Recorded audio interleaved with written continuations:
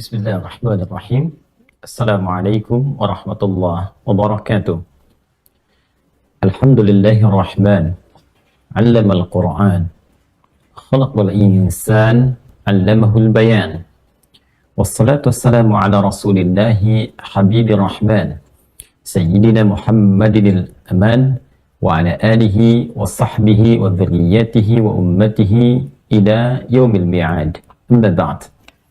فيا أحباب الله وأحباب رسوله صلى الله عليه وسلم أوصي نفسي وإياكم بتقوى الله فقد فاز المتقون فلا تموتن إلا وأنتم مسلمون فقال تعالى يا أيها الذين آمنوا اتقوا الله حق تقاته ولا تموتن إلا وأنتم مسلمون. Saudara-saudariku berbahagia, kita tersambung kembali untuk melanjutkan kajian kita di Aqsa Al-Quran Sunnah Solution.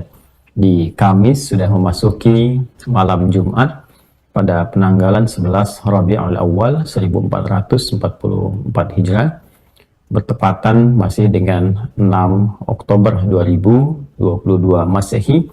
Kita bermohon pada Allah Subhanahu wa Ta'ala, semoga semua kita senantiasa mendapatkan kemuliaan di sisi Allah Subhanahu wa Ta'ala.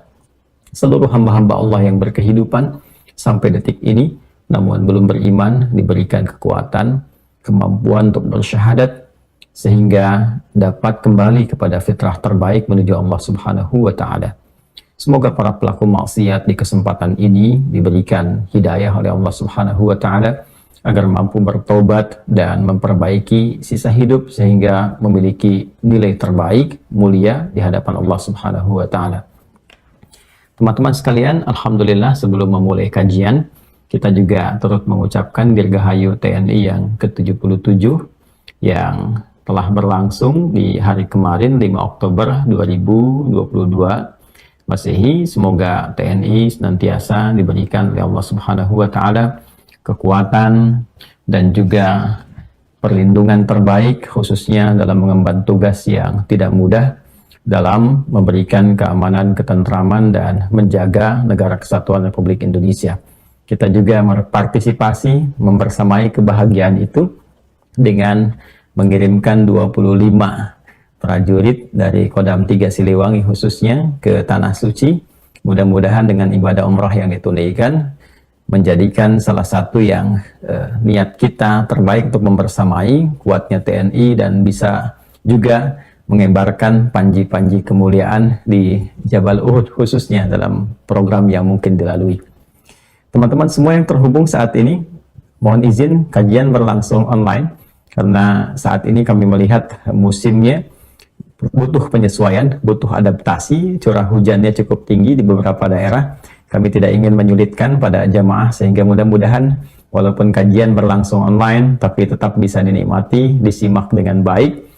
Dan semoga hujan yang Allah turunkan, Allah curahkan kepada kita, memberikan keberkahan dan pelajaran-pelajaran besar untuk menata kembali lingkungan sekitaran kita dan memberikan kebahagiaan tersendiri untuk kita semua.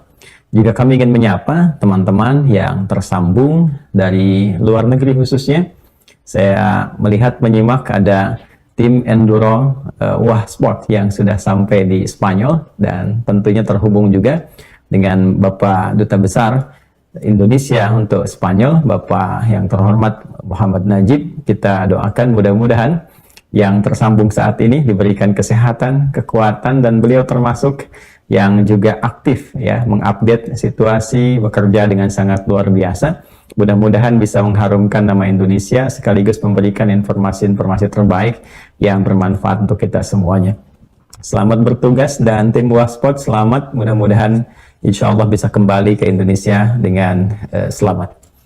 Kita akan lanjutkan pembahasan kita kembali ke Quran surah ke-2 Al-Baqarah di ayat yang ke-25. Kita telah berikan dua pengantar pembahasan seputar ayat 25 di surah Al-Baqarah dan sekarang kita akan masuki pembahasan yang ketiga untuk melengkapi kajian-kajian yang berlangsung sebelumnya. A'udzu billahi minasyaitonir rajim. Bismillahirrahmanirrahim.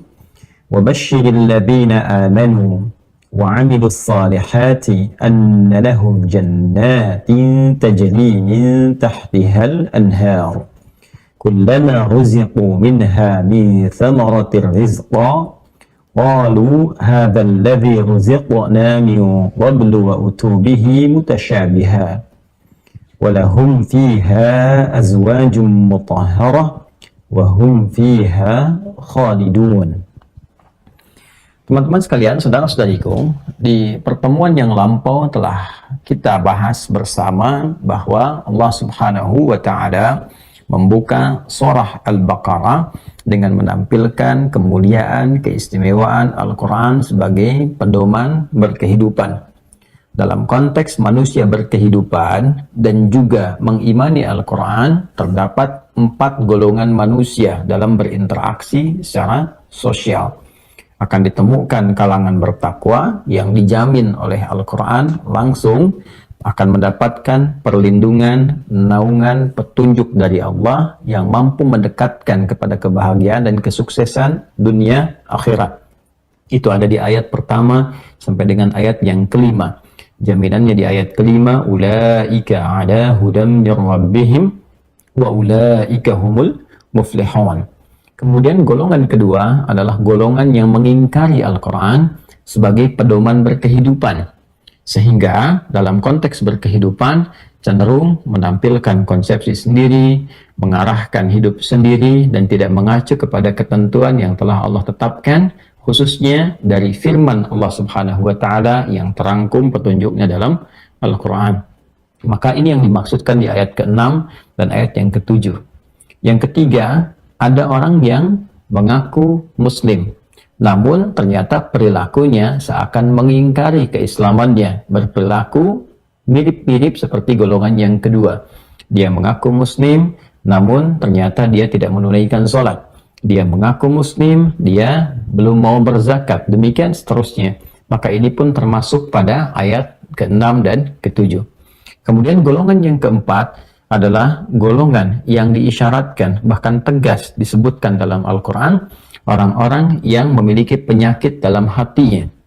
Dia mengatakan dirinya beriman, dia memasukkan dirinya dalam golongan orang-orang Islam, namun ternyata karena penyakit ada dalam jiwanya, bahkan bukan sekedar mempraktekkan nilai keislaman itu dengan cara yang tidak sempurna, tidak baik, bahkan tega dalam saat yang bersamaan menyoal keyakinannya sendiri, menyoal orang-orang yang dikatakan seiman dengannya, sehingga cenderung melahirkan persoalan dalam berkehidupan. Itu yang disebut dengan orang-orang munafik. Di ayat yang ke-8 sampai dengan ayat ke-20 telah kita tuntaskan berbagai ciri-cirinya, termasuk berbagai hal yang mengantarkan kepada penyakit dan perbuatan yang dimaksudkan.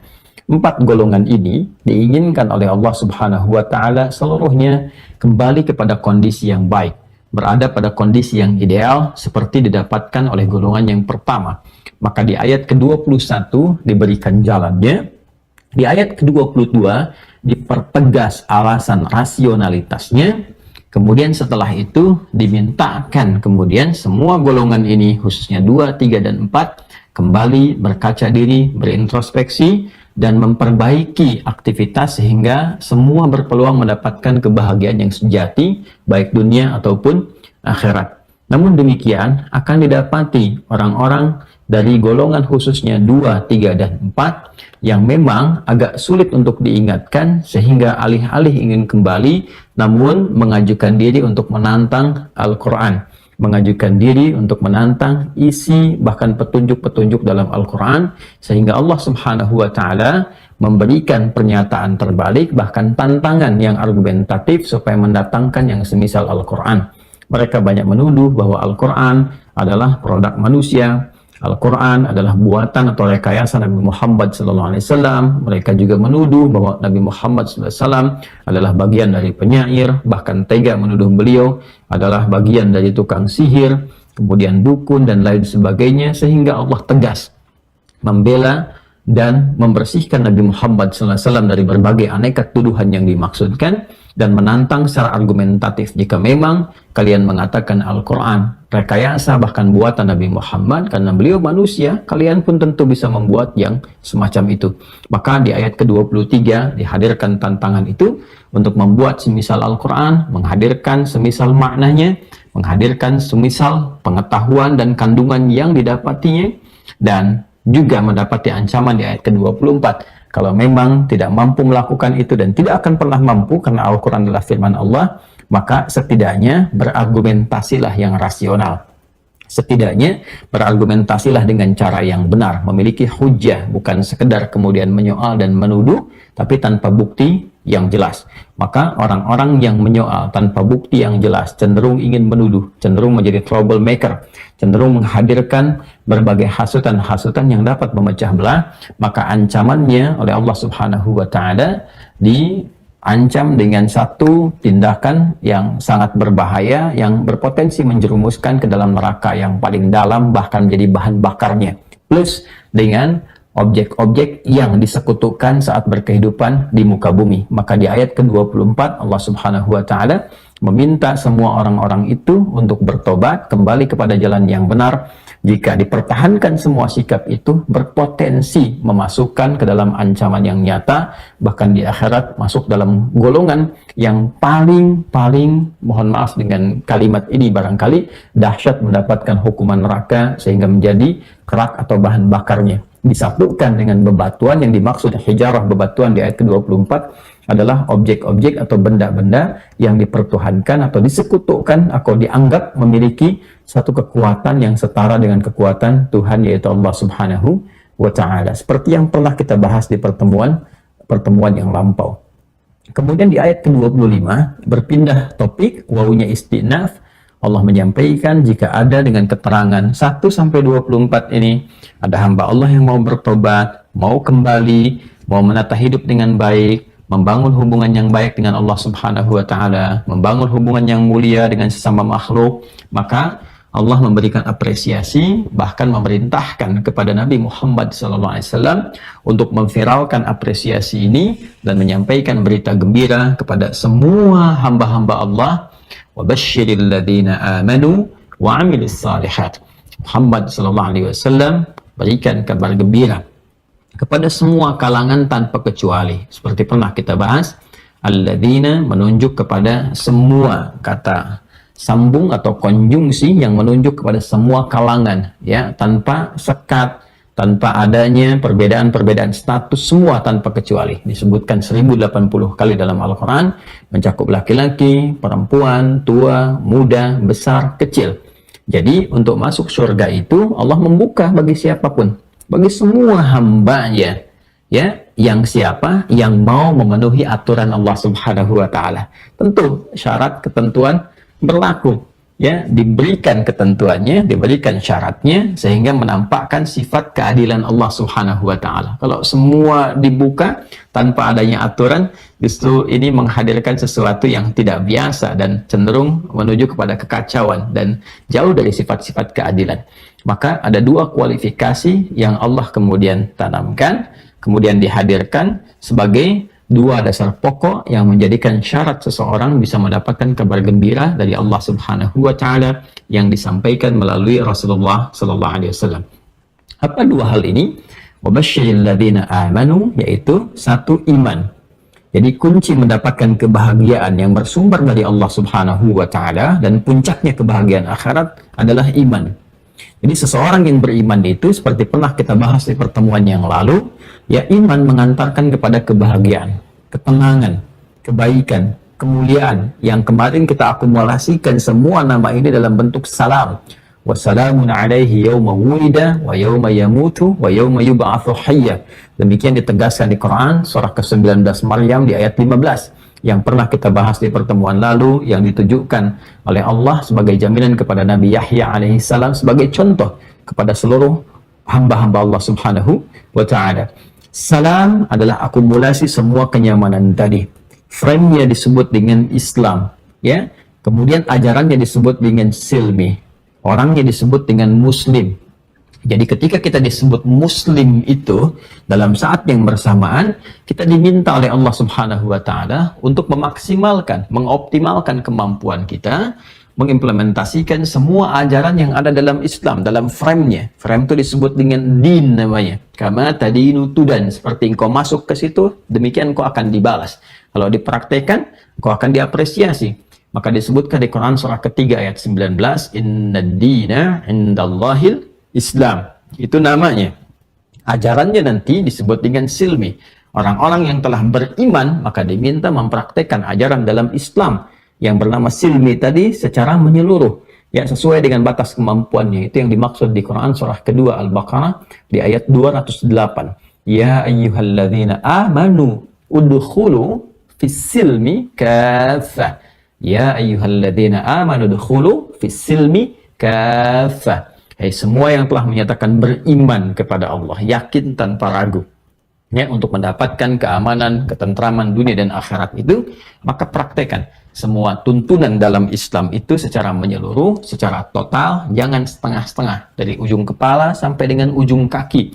Lisannya berislam, telinganya berislam, ya, kemudian pandangannya berislam, tangannya berislam, sampai kakinya berislam. Ya, tunduk patuh pada ketentuan Allah. Orang yang tunduk patuh pada ketentuan disebut orangnya dengan nama muslim. Jadi sebagai muslim harusnya kita lebih mendapatkan ketenangan, kenyamanan, kedamaian, ketentraman, dan jaminan kebahagiaan sampai dengan akhirat. Ya, namun kalau belum didapati, coba dicek.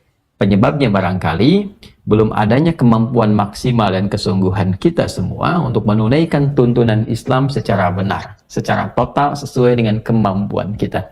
Bukankah orang-orang dahulu ketika berislam menjadi lebih baik?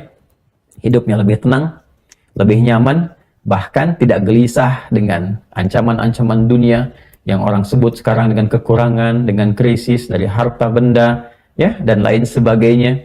Orang dulu cenderung lebih tenang, lebih nyaman. Hal-hal yang didapatkan diiringi dengan sifat qanaah. Masya Allah, makan garam pun dengan nasi terasa enak.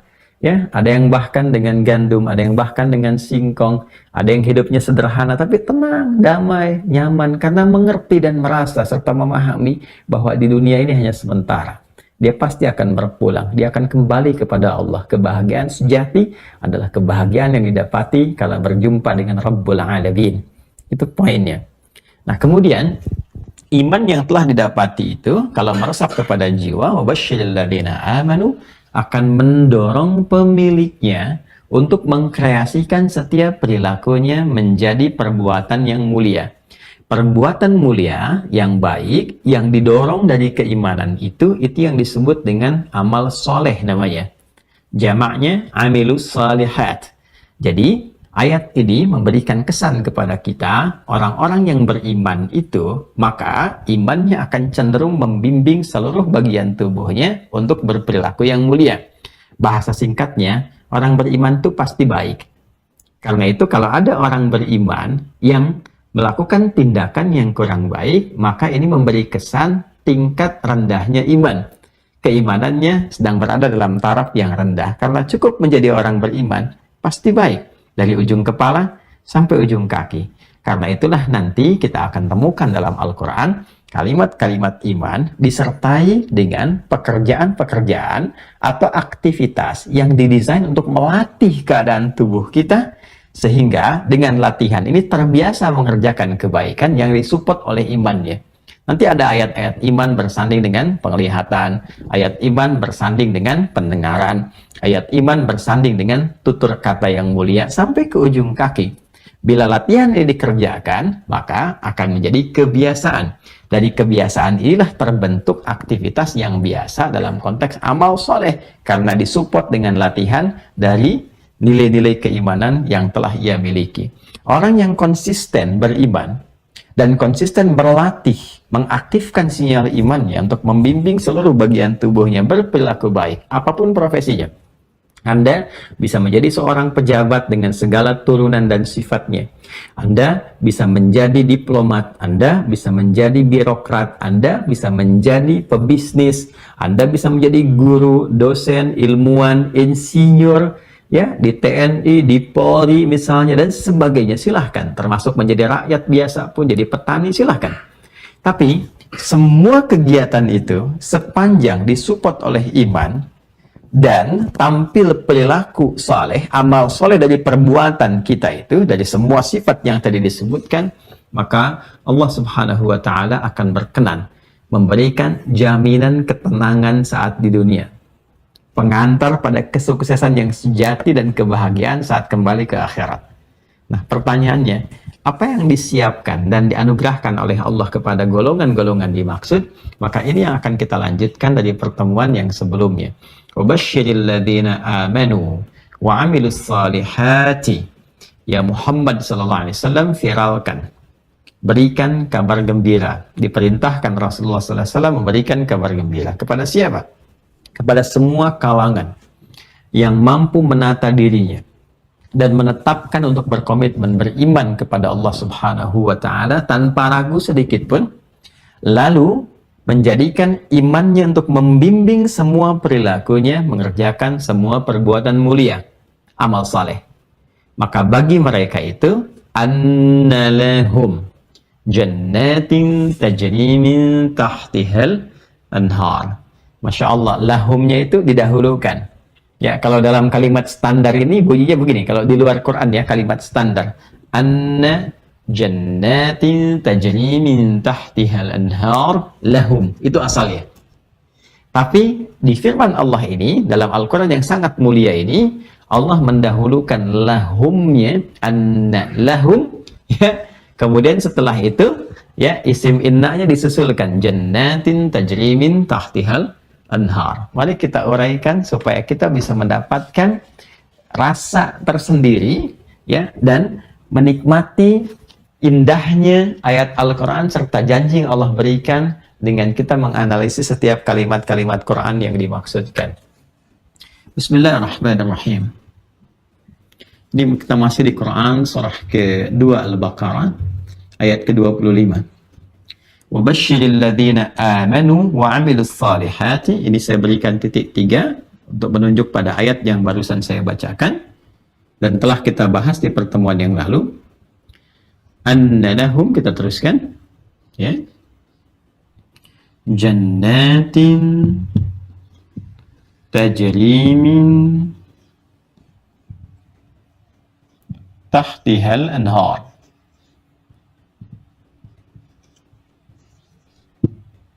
Baik. Anna lahum jannatin tajri min tahtihal anhar. Baik. Kita akan fokus baik-baik sejenak untuk bisa merenungi. Anna pernah kita sampaikan harfun nasab wa taukid. Huruf nasab, kalau kita belajar gramatikal nahu standar, nasab itu menjadikan harakat kalimat setelah anna itu memiliki harakat fathah kalau mufrad atau kasrah kalau dia jama' pada umumnya, ya kan? Dari segi harakat. Namun dari segi makna, nasab juga mengandung arti sesuatu yang ditancapkan kuat tanpa goyah. Ini pernah saya sampaikan. Jadi kalau ada di bahasa Arab mengatakan nasaba rajulu asahu fil ardi, seorang menancapkan tongkatnya di bumi dengan kuat begini tanpa goyah, itu nasab namanya.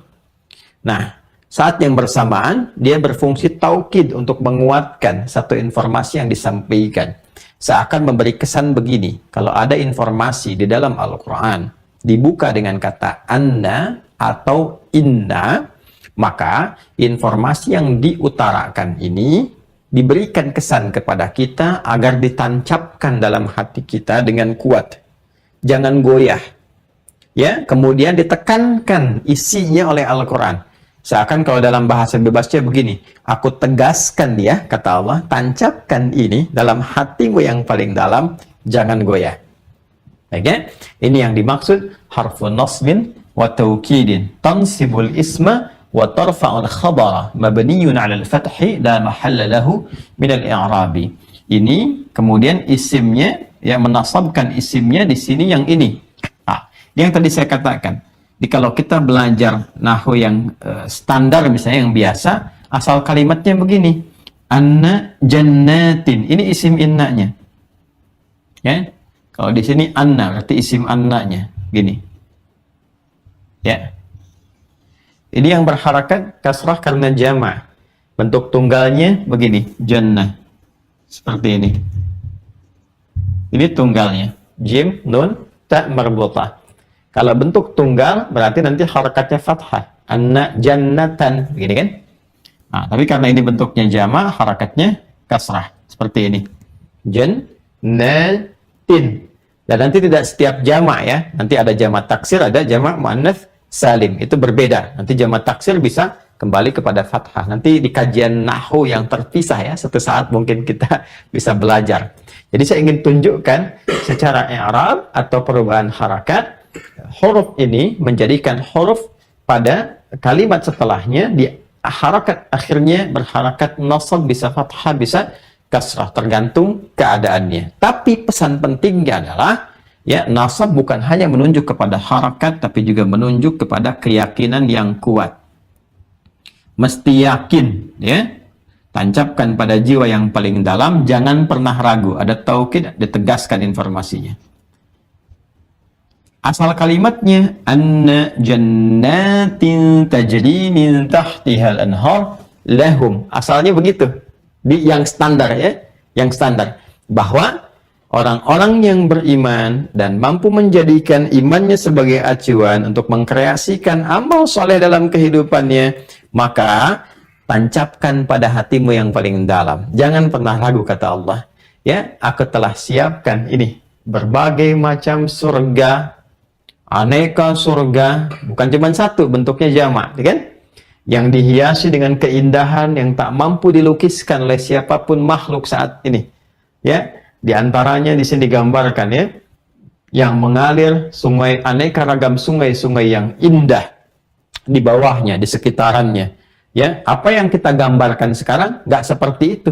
Makanya kata Nabi, "Mala 'ainan ra'at wala udhunun sami'at wala khatara ya fi qalbil bashar." Jadi nggak seperti yang kita lambunkan, nggak seperti yang kita bayangkan, nggak seperti yang terlintas di benak kita, ya, dan tidak seperti yang pernah dilihat atau pernah kemudian kita simpulkan dari informasi yang kita dengar, kita simpulkan, kita bayangkan, nggak begitu.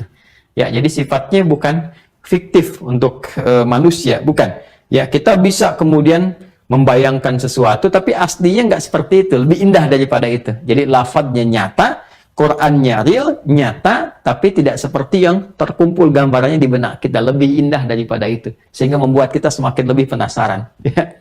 Nah, saya ingin kembali ke sini dulu. Asalnya ke sini, baru lahum. Tapi yang paling menarik, saking tingginya apresiasi Allah Subhanahu wa Ta'ala kepada hamba-hambanya yang mau berubah dan mengikuti petunjuk dalam berkehidupan yang Allah telah turunkan melalui Rasulullah SAW. Singkatnya, orang-orang yang ingin menjadi baik itu diapresiasi tinggi oleh Allah Subhanahu wa Ta'ala. Orang-orang yang ingin menjadi baik dalam pandangan Allah, lengkap itu ya. Orang-orang yang ingin menjadi baik dalam pandangan Allah. Baik dalam pandangan Allah itu singkatnya disebut dengan saleh. Dari sini muncul orang saleh, kan? Orang saleh, bahkan orang tua kecenderungan dari sejak ibunda itu mengandung, maka bermohon kepada Allah anaknya menjadi anak yang saleh. Itu sudah fitrah di setiap lisan manusia. Di antaranya ditemukan di Quran surah ke-7 Al-A'raf di ayat 189. Ya, falamma taghasyaha hamalat hamlan khafifa famarrat bih. Lihat ujung ayatnya. Ya, falamma athqalat da'awallaha rabbahuma la in ataitana salihah lanakunanna minasyakirin. Lihat ujung ayatnya. Ya. Nah, ketika kandungan semakin besar, semakin berat menjelang fase persalinan, maka umumnya kedua calon orang tua itu, ayah dan bunda, itu memperbanyak doa dan berharap mohon kepada Allah supaya anaknya menjadi saleh. Ya Allah, sekiranya anak ini lahir menjadi saleh, kami akan sangat bersyukur kepadamu. Ya, itu diantara turunan kata saleh yang terdapat dalam Al-Quran. Baik dalam pandangan, kan, Allah. Nah, orang-orang yang ingin menjadi baik menurut Allah, mengikuti ketentuan Allah Subhanahu wa Ta'ala, maka diapresiasi tinggi di dalam Al-Quran. Saya ulangi, maka diapresiasi tinggi di dalam Al-Quran. Saking tingginya apresiasi itu, mereka disebutkan dulu sebelum surganya. Seakan-akan Allah ingin menegaskan, hey, yang penting itu perubahan hambanya. Yang dinilai itu perubahan hambanya, bukan surganya. Ya, surga itu menjadi hak mereka ketika mereka menjadi orang baik.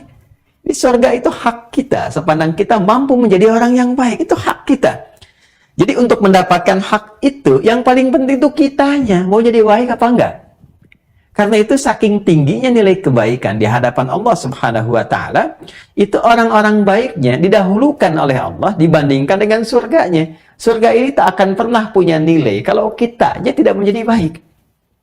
Karena itulah kemudian ayatnya berbunyi, perhatikan kalimatnya, anna lahum, didahulukan. Bahwa hak mereka, lamnya itu menunjukkan hak. Ya, hak ini. Saya untuk memudahkan ya, untuk memudahkan lam banyak nanti ada mulkiyah misalnya, itu kan banyak sekali lam lil ghayah, itu kan, dan seterusnya. Ya, kita lebih fokuskan ke sini untuk lebih memudahkan saja. Anna lahum, ya aku tegaskan, lahum terjemahan paling enak untuk bisa dipahami bahwa akan menjadi hak mereka. Merekanya siapa? Humnya. Kembali ke awal ke sini yang telah kita sebutkan di awal. Alladzina amanu wa amilus salihat. Ya. Tuh. Kalau kita kembalikan ke mushafnya begini ya. Salihat. Ya. Jadi saya tuliskan untuk menggantikan ini ada alif di atas untuk memudahkan. Alladzina amanu wa amilus salihat. Ya, siapa hum yang dimaksudkan ini? Ini orang-orang yang ingin menjadi saleh, yang ingin menjadi baik dalam pandangan Allah Subhanahu wa Ta'ala. Jadi saking tingginya nilai kebaikan itu, dan saking diapresiasinya oleh Allah hamba-hambanya yang mau berubah menjadi baik, apapun aktivitas mereka. Anda boleh menjadi pejabat-pejabat yang baik, hakim menjadi hakim yang baik, jaksa menjadi jaksa yang baik, polisi menjadi polisi yang baik, tentara yang baik, rakyat yang baik, ustadz yang baik, ya kan? Ya, apalagi insinyur yang baik, pekerja yang baik, semua. Ya, silahkan. Semua menjadi baik, menjadi soleh, yang dimaksudkan sesuai dengan ketentuan Allah. Diminta jujur, jujur. Diminta sabar, sabar. Diminta sholat, sholat. Nah, sikap yang membentuk kebaikan itu, yang ditunjukkan lewat perilaku kita dalam bentuk kesolehan itu nilainya tinggi di hadapan Allah. Saking tingginya keragaman surga disebutkan oleh Allah menjadi hak untuk mereka. Ini poinnya. Jadi berbahagialah orang-orang yang merubah jalan hidupnya dan memutuskan untuk beralih menjadi lebih baik dalam pandangan Allah, maka pada saat yang bersamaan dia sedang mendapatkan dan menempatkan diri pada status yang tinggi di hadapan Allah Subhanahu wa Ta'ala. Saking tingginya, surga itu urutannya nomor 2. Yang pertamanya adalah perubahan yang mereka putuskan untuk menjadi hamba Allah yang saleh. Jelas ya? Nah, jadi ini yang sering sekarang disebutkan dengan istilah hijrah, gitu kan? Ya, hijrah itu kan kalau kita lihat di hadis, khususnya kalau kita turunkan di Kitabul Iman, ya. Jadi topik yang kedua di Sahih Al-Bukhari, kan ada 97 topik ya. Dari 97 topik ini, di topik yang kedua Kitabul Iman ada hadis yang juga menunjukkan atau mengisyaratkan kepada kita tentang hijrah. Esensi hijrah itu kata Nabi bukan berpindah tempat. Esensi hijrah bukan pindah kelompok, masuk kelompok A dari kelompok B atau pindah tempat A ke pindah B. Tidak. Tapi esensi hijrah itu adalah berhijrah dengan cara meninggalkan yang Allah tidak senangi kepada yang Allah ridhai. Jadi merubah perilaku kita menjadi lebih baik, itulah inti hijrah. Ya. Berubah menjadi lebih baik, meninggalkan perbuatan-perbuatan yang tidak Allah senangi, dimulai dari ujung kepala sampai ujung kaki. Apa yang Allah senangi di mata kita, maka itu konsisten kita latih. Apa yang Allah senangi dari pendengaran kita, itu yang konsisten kemudian kita kerjakan. Ya, dari lisan sampai ke ujung kaki. Jaga itu, itulah hijrah yang sesungguhnya. Ya, itulah hijrah yang sesungguhnya. Kalau sulit dilakukan di satu tempat karena tekanannya tinggi, silahkan cari peluang di tempat lain. Ya, kalau sulit dikerjakan di satu tempat pekerjaan, susah sholat, dicegah, bahkan kesulitannya tidak wajar, diancam ini dan itu, hey, banyak peluang di tempat lain. Rizki itu milik Allah, bumi Allah begitu luas. Apakah tidak ada tempat lain untuk kita kembali kepada Allah untuk mendapatkan kemuliaan? Rizki sudah diatur. Tapi surga kita, ya, awas hati-hati. Itu kembali juga pada ikhtiar kita untuk mendapatinya. Demi mengikuti takdir Allah Subhanahu wa Ta'ala. Jelas ya? Oke, jadi ini yang ingin saya katakan. Jadi kalimat annalahum harus mampu memotivasi kita untuk menjadi lebih baik. Kalimat annalahum harus mampu memotivasi kita untuk menjadi lebih saleh. Di sini kita katakan, hey, Allah saja mengapresiasi kita.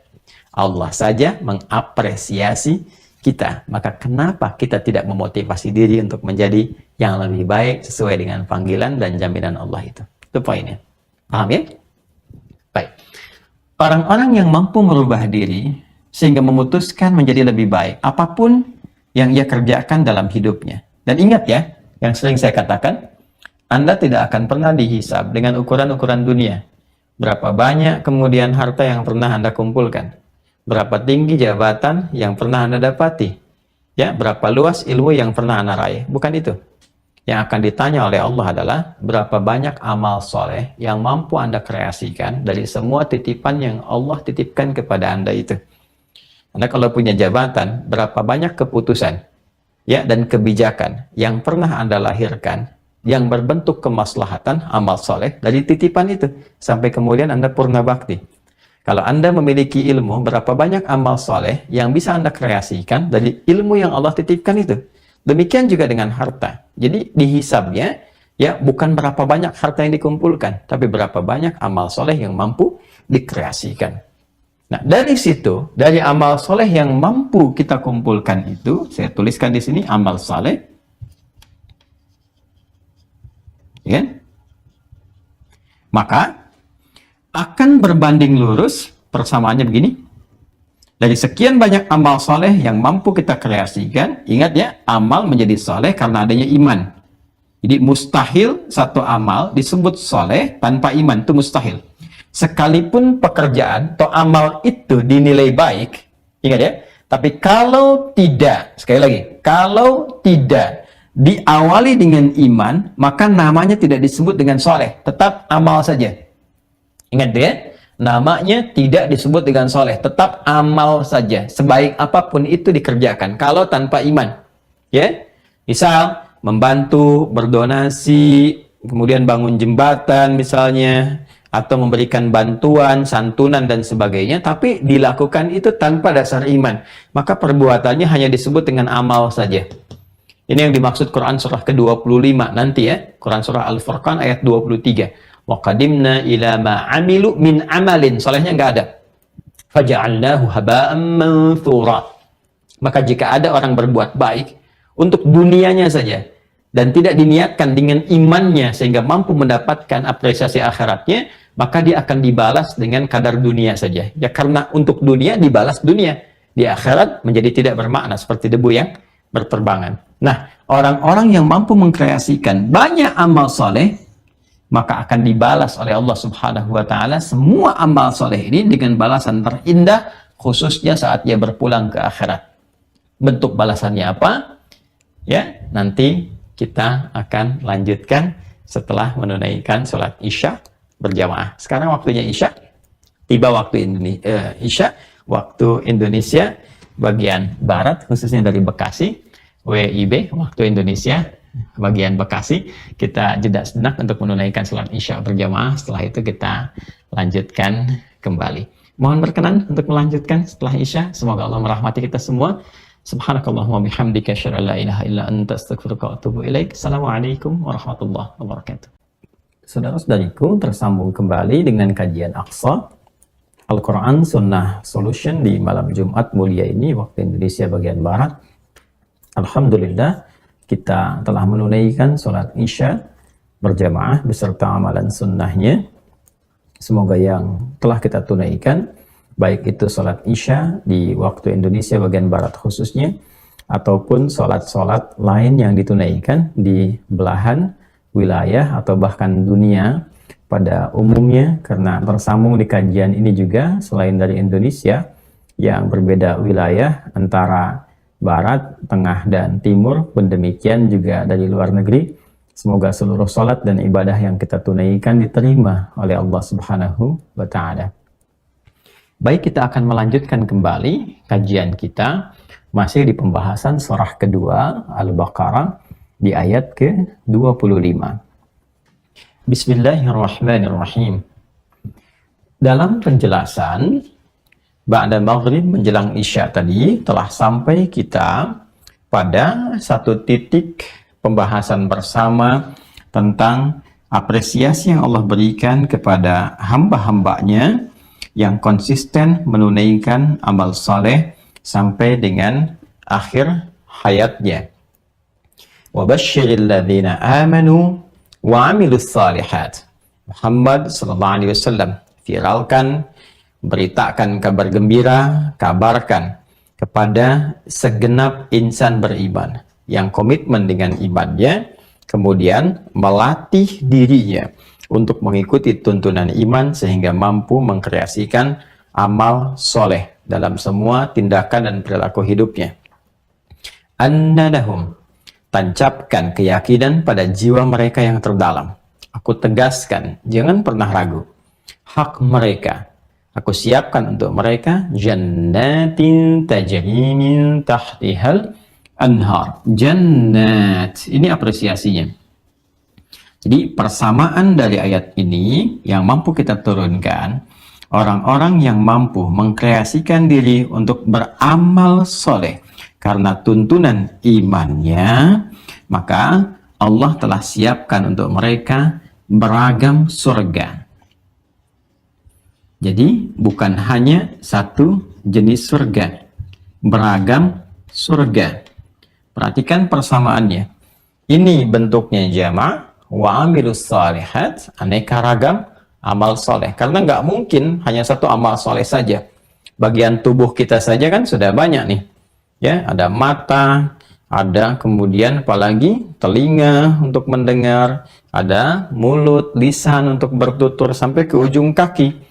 Lalu ini dikreasikan, ada amal soleh secara mandiri, mata memandang bisa berpotensi beramal soleh, lisan bertutur bisa berpotensi beramal soleh, sampai ujung kaki, kaki pun melangkah bisa berpotensi beramal soleh. Ada amal soleh yang dihasilkan dari gabungan semua kesatuan yang ada di tubuh kita ini. Seperti barusan kita sholat, kan itu bagian dari amal soleh. Ya, amal soleh pertama yang disebutkan dalam Al-Quran setelah kata iman itu sholat. Di Al-Baqarah ayat 3, alladzina yu'minuna bil ghaibi wa yuqimuna shalah. Implementasi iman pertama kepada Allah yang gaib walaupun belum tampak dalam pandangan kita pada saat ini, lalu kita wujudkan keimanan itu, implementasikan dalam bentuk penghambaan kepada Allah lewat sholat. Ibadah pertamanya. Sholat itu kan gabungan keseluruhan dari bagian tubuh kita. Ya, dari mulai bertakbir, tangannya bergerak, lisannya bertutur, pikirannya terfokus, kemudian nanti sampai dengan sujud, sampai dengan salam. Itu gabungan keseluruhannya amal saleh. Nah, jadi banyak sekali keragaman amal saleh ini, bisa dalam bentuk ibadah ritual misalnya. Ya, seperti sholat. Ya, apalagi misalnya interaksi dengan Al-Quran, nanti ada turunannya zakat, kan? Kemudian nanti ada puasa, haji, umrah, yang pokok itu kan di rukun Islam yang 5. Kemudian juga nanti ada ibadah-ibadah yang sifatnya sosial, ya, sosial di sini. Biasanya lebih kepada amal-amal yang sekarang diistilahkan dengan amal kemanusiaan gitu kan. Tapi kalau diniatkan karena imannya untuk beribadah kepada Allah menjadi amal saleh juga. Ya, jadi semua perbuatan kita itu tidak akan luput dari peluang amal saleh.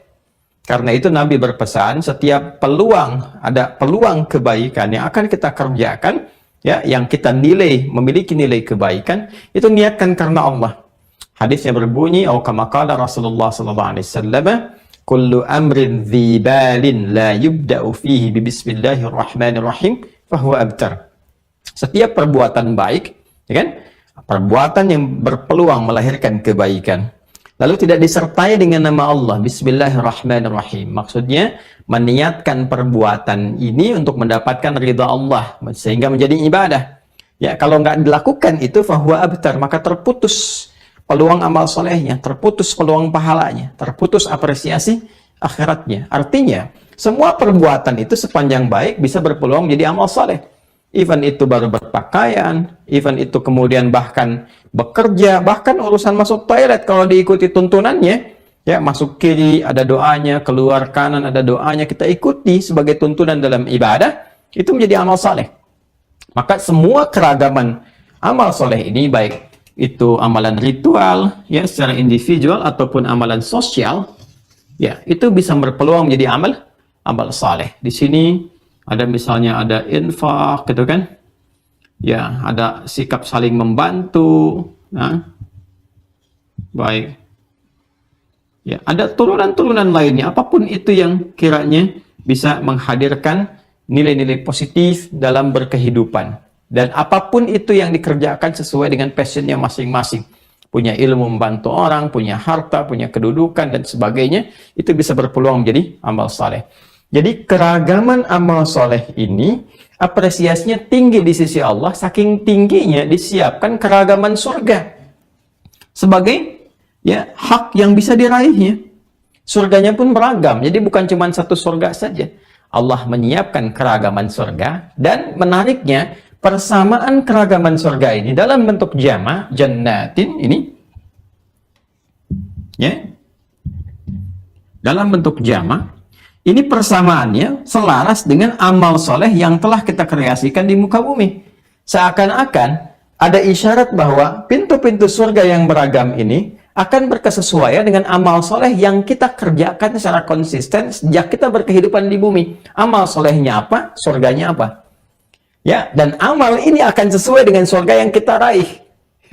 Nah, dari mana kemudian kita dapatkan isyarat semacam ini? Ya, kita tidak boleh berspekulasi. Kita kembalikan ke hadis Nabi Muhammad SAW. Tapi sebelum kita ke hadis, kita akan turunkan dulu ya tafsir dari ayat Quran yang lainnya. Jadi Quran ayatnya ditafsir dengan ayat yang lain. Kita pindah ke surah Az-Zumar misalnya, Quran surah 39 ayat 73. Wasiqal ladzina taqaw rabbahum ilal jannati zumara. Nah, perhatikan ya, ada berita gembira untuk nanti rombongan orang-orang yang mengoptimalkan amal soleh dalam kehidupannya, serombongan tuh ya, Masya Allah, yang diarahkan ke surga, yang diarahkan ke surga. Wah, kita tidak usah menjadi panitia surga, sudah ada panitianya sendiri ya, sudah ada malaikat-malaikat yang ditugasinya nanti. Jangan menghukumi, jangan menyimpulkan berbagai hal, cukup ikuti tuntunan amal soleh itu. Nanti di akhirat sudah ada semua yang bertugas. Allah perintahkan, arahkan nih rombongan-rombongan nih ya, ahlul haqqi wal khair, orang-orang yang konsisten dengan kebenaran dan kebaikan. Siapa mereka? Alladzina taqaw, orang-orang takwa. Takwa itu adalah diksi, kata yang ditampilkan sebagai akumulasi dari iman dan amal soleh. Makanya di Quran itu ada iman, amal soleh, takwa. Atau kadang takwanya dahulukan kemudian iman, amal soleh. Rumusannya begini. Ya, rumusannya iman sama dengan amal soleh sama dengan takwa. Ini persamaannya. Nanti sama dengan surga di akhirat nih. Ridha Allah subhanahu wa ta'ala, karena rahmat Allah, ridha Allah dapatnya surga. Tapi ini poinnya nih ya, karena itu seringkali kita dapatkan persamaan ini secara selaras tampil dalam Al-Quran. Kadang disebutkan imannya dulu, amal solehnya baru takwa. Kadang takwanya dulu, baru iman, amal soleh. Contoh ya, contoh gabungan ketiganya di Al-Baqarah itu di ayat 2 dan 3. Dzalikal kitabu la raiba fihi hudal lil muttaqin. Muttaqin itu kan orang takwa. Jama' dari kata taqi itu muttaqin. Ya kan? Siapa orang takwa dimaksudkan?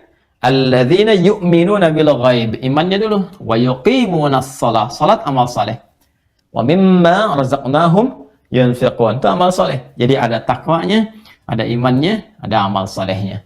Baru nanti ayat 5-nya ulaika ala hudam min rabbihim wa ulaika humul muflihun. Ya, baik. Kemudian apalagi misalnya contohnya yang iman dulu, baru kemudian amal soleh dan takwa. Ayat puasa misalnya, Al-Baqarah ayat 183. Ya ayyuhalladzina amanu, iman dulu. Kutiba alaikumussyam, puasa amal soleh.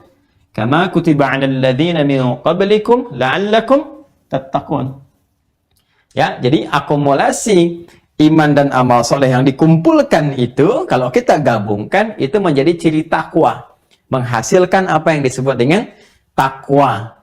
Orang yang disebut dengan taqi, kalau tunggal. Jamaknya disebut dengan muttaqin atau muttaqun. Karena itu seringkali kita dapatkan, ya, apresiasi berupa surga itu disediakan untuk orang takwa. Ya, innal muttaqina, ya kan, fi jannati wa 'uyun, atau innalil muttaqina mafaza. Innal muttaqina, ya, fi jannati wa 'uyun itu di surah Adz-Dzariyat, ya, atau fi jannati wa na'im di surah At-Tur misalnya, ya. Innalil muttaqina mafaza di surah An-Naba misalnya, ya. Tapi selalu dibuka dengan penegasan. Sungguh tancapkan pada jiwamu, jangan sampai ragu, jangan goyah jika engkau menjadi pribadi yang bertakwa. Untuk orang takwa itu, dia mendapatkan hak meraih surga.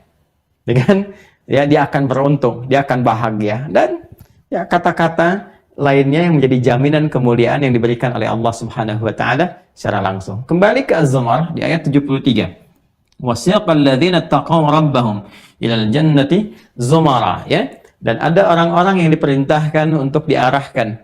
Ya, siapa orang-orang itu? Adalah orang-orang yang takwa terhadap Allah Subhanahu wa taala, yang cirinya dia beriman dan beramal saleh. Ya, ilal jannati zumara, nanti serombongan, diarahkan rombongan ke arah surga. Hatta idza ja'uha wa futihat abwabuha. Sampai ketika mereka tiba di pintu surga itu dan dibukakan pintu-pintunya. Ya, sampai ketika mereka tiba, ya, di depan surga itu dibukakan pintu-pintunya, abwabuha. Wa futihat abwabuha. Bentuknya jamak. Baik, abwab itu jamak dari kata bab. Bab, pintu. Abwab, pintu-pintu. Jadi pintu-pintunya beragam, ada banyak, bukan cuma satu. Ya, apa korelasinya dengan Al-Baqarah di ayat ke-25? Surganya disebutkan bentuknya jamak. Jadi surga itu bukan hanya satu, tapi jamak. Ya, dan jamaknya ini ternyata bersandar kepada ragam amal soleh yang pernah dikerjakan di muka bumi. Dan saat masuk ke aneka ragam surga ini dibukakan kemudian pintu-pintunya jamak bentuknya. Oh. Ada berapa pintu-pintu surga itu? Apa saja? Dan bagaimana peluang ketika memasukinya? Bisa didapati. Apa jenis nama-namanya? Nah, ini yang coba kita akan turunkan bagian dari pembahasannya. Untuk mengetahui itu, kita harus bertanya dan mencari sumbernya yang tersambung pada keterangan Rasulullah SAW. Karena perkara surga, ya, itu termasuk bagian dari perkara gaib. Yang nggak bisa kemudian kita spekulasikan begini begitu, tidak. Perkara gaib artinya hak pengetahuannya hanya milik Allah Subhanahu wa taala, bukan ranah manusia, bukan ranah makhluk. Karena kembali kepada Allah, maka kita harus mencari referensi yang tersambung pada informasi yang kemudian disampaikan dari Allah Subhanahu wa taala. Nggak mungkin bisa kita raih kecuali melalui Rasulullah SAW. Karena di antara tugas Rasulullah adalah menyampaikan setiap informasi berupa wahyu yang Allah firmankan atau beritakan kepada beliau untuk diteruskan kepada umatnya sampai dengan tiba di kita semua.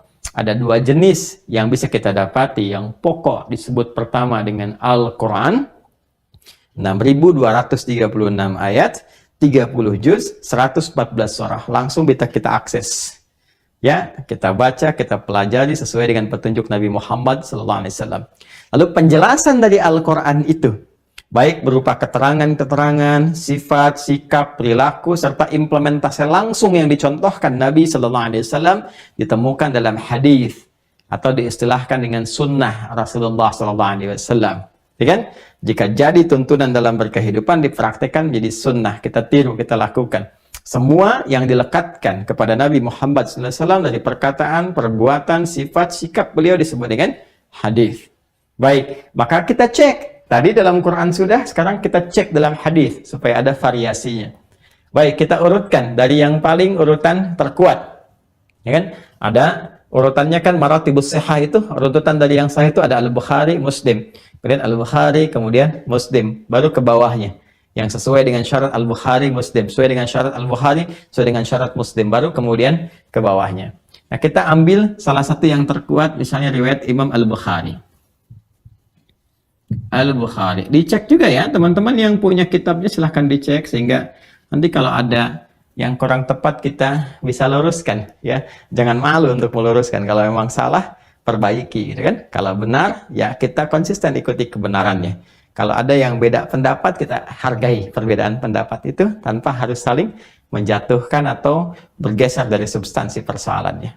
Di Al-Bukhari, nomor hadis 3257. Rawinya Sahal dulu, Sahal bin Sa'ad As-Sa'idi. Ya, ini rawinya, periwayat hadisnya. Sudah? Nomor hadis 3257. Baik ya? Baik, pelan-pelan. Yuk kita turunkan ke sini supaya kita lebih bersambung.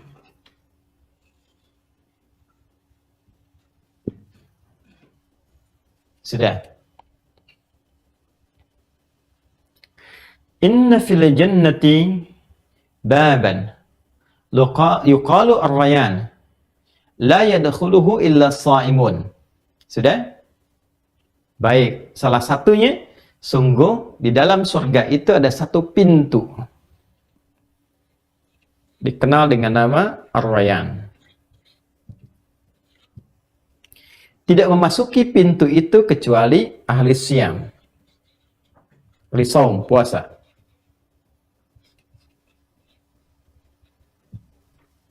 Sudah?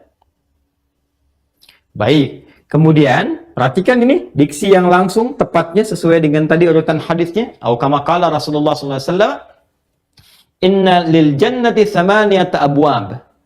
Sungguh surga itu memiliki 8 pintu. 8 pintu. Minha ar-rayyan. Nah, ini yang versi lain yang sesuai dengan nomor yang itu.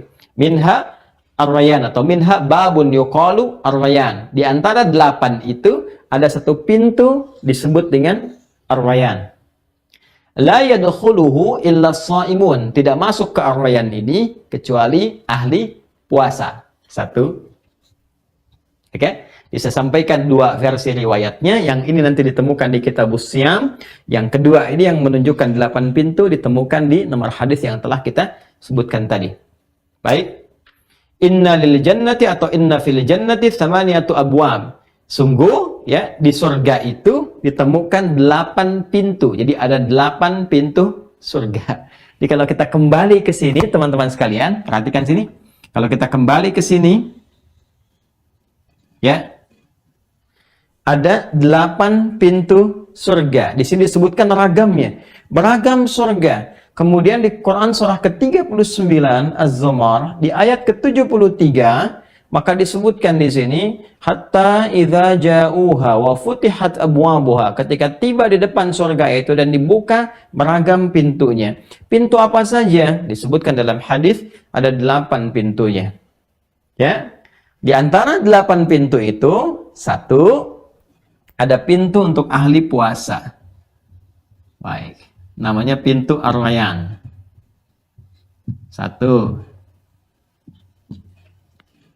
Baik.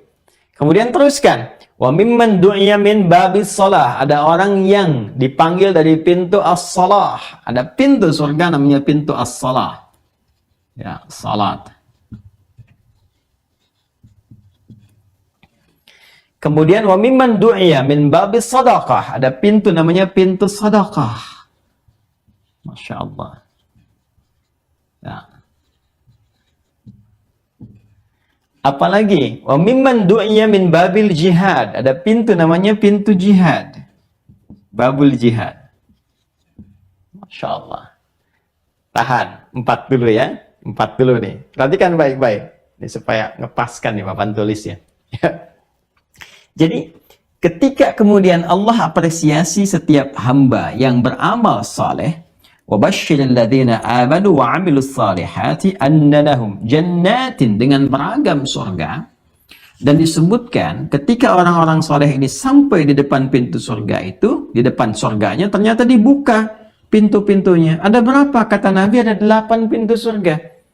Ternyata ketika dicek di dalam hadis, 8 pintu surga ini untuk membuka pintunya dan masuk ke dalamnya itu tergantung dengan amal solehnya, berkorelasi dengan amalnya. Di surga yang disebutkan 8 pintu ini adalah pokok-pokok di dalam surga, pintu-pintu pokok. Yang dari pintu pokok ini ternyata korelasinya dengan amal soleh yang kita kerjakan dan mampu kemudian kita istiqamahi selama berkehidupan di muka bumi. Ada pintu sholat, ya kan? Amalnya sholat.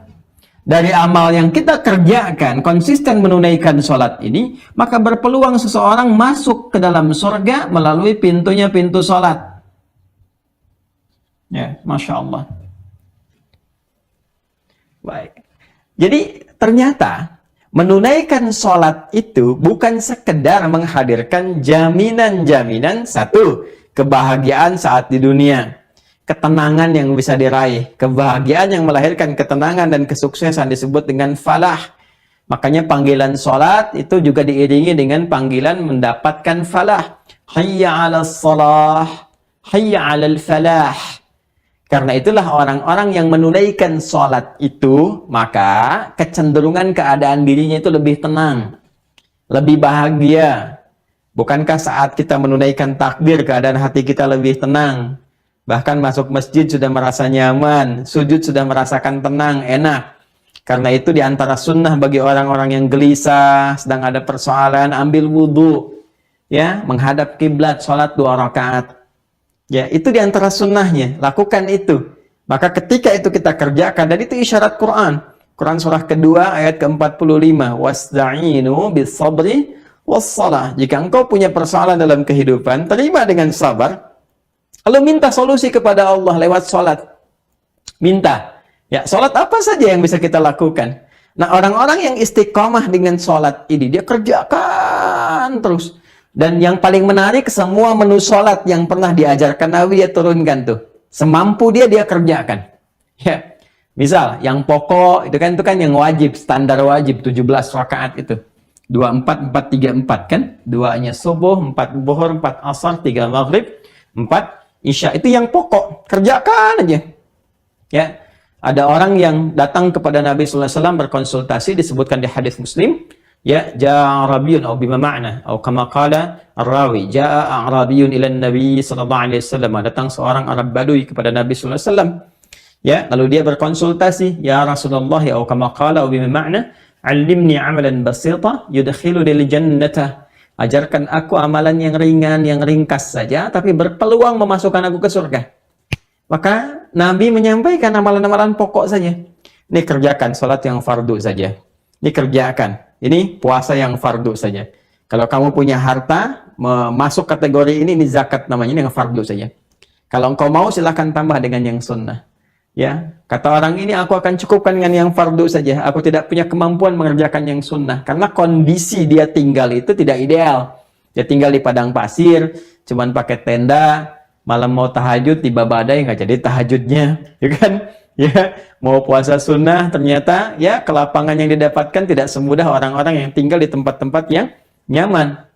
Akhirnya dia katakan, saya konsisten dengan yang fardu saja ya Rasulullah. Saya jaga, dan saya akan mencoba menghindari maksiat. Ketika dia pergi, fantalaqa faqala Rasulullah sallallahu alaihi wasallam, aflaha in sadaqa wa dakhala al-jannata. Kalau dia komitmen dengan itu, berpeluang masuk surga. Menjaga itu komitmen sampai wafat, berpeluang sepanjang dia meninggalkan maksiat. Kan ditimbang. Di padang pasir apa maksiatnya? Yang dilihat kan jarang maksiat. Ya, mau buka Google, buka YouTube, nggak ada sinyal. Yang dilihat nggak ada tuh aurat-aurat. Ya lihat unta emang nggak pakai celana, nggak pakai baju, unta ya begitu, gitu kan? Ya, jadi orang-orang yang sekarang ingin ikutan, maka ya boleh jadi kurang tepat gitu kan?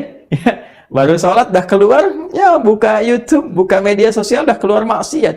Nanti maksiatnya ditutup amal solehnya habis dong. Ya kan? Nah, maka visinya harus lebih jauh lagi. Keluarkan kemudian sholat-sholat yang menunya pernah ditampilkan Rasulullah SAW. Nanti ada kemaslahatan dunianya, ada kebahagiaan akhiratnya.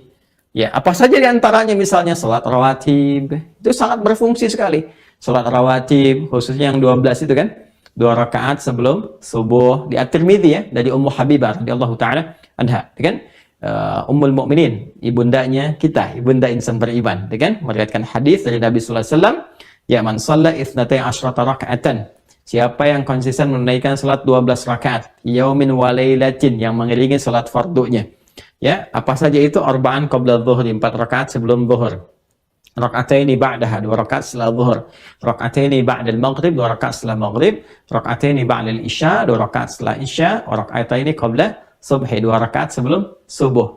Jadi 4 sebelum zuhur, 2 setelahnya 6, 2 setelah maghrib 8, 2 setelah isya 10, 2 sebelum subuh 12. Ya, bunyalahu bihinna baitun fil jannah, maka akan diapresiasi, dibangunkan satu rumah untuknya di surga kalau konsisten sampai dengan wafat. Itu 12. Kalau nggak dapat yang 4 sebelum zuhur, bisa 2. Itu hadisnya dari Ibnu Umar. Jadi cukupkan 10. Ya, itu yang salat rawatib. Ada yang mutlak misalnya, mutlak lebih banyak lagi.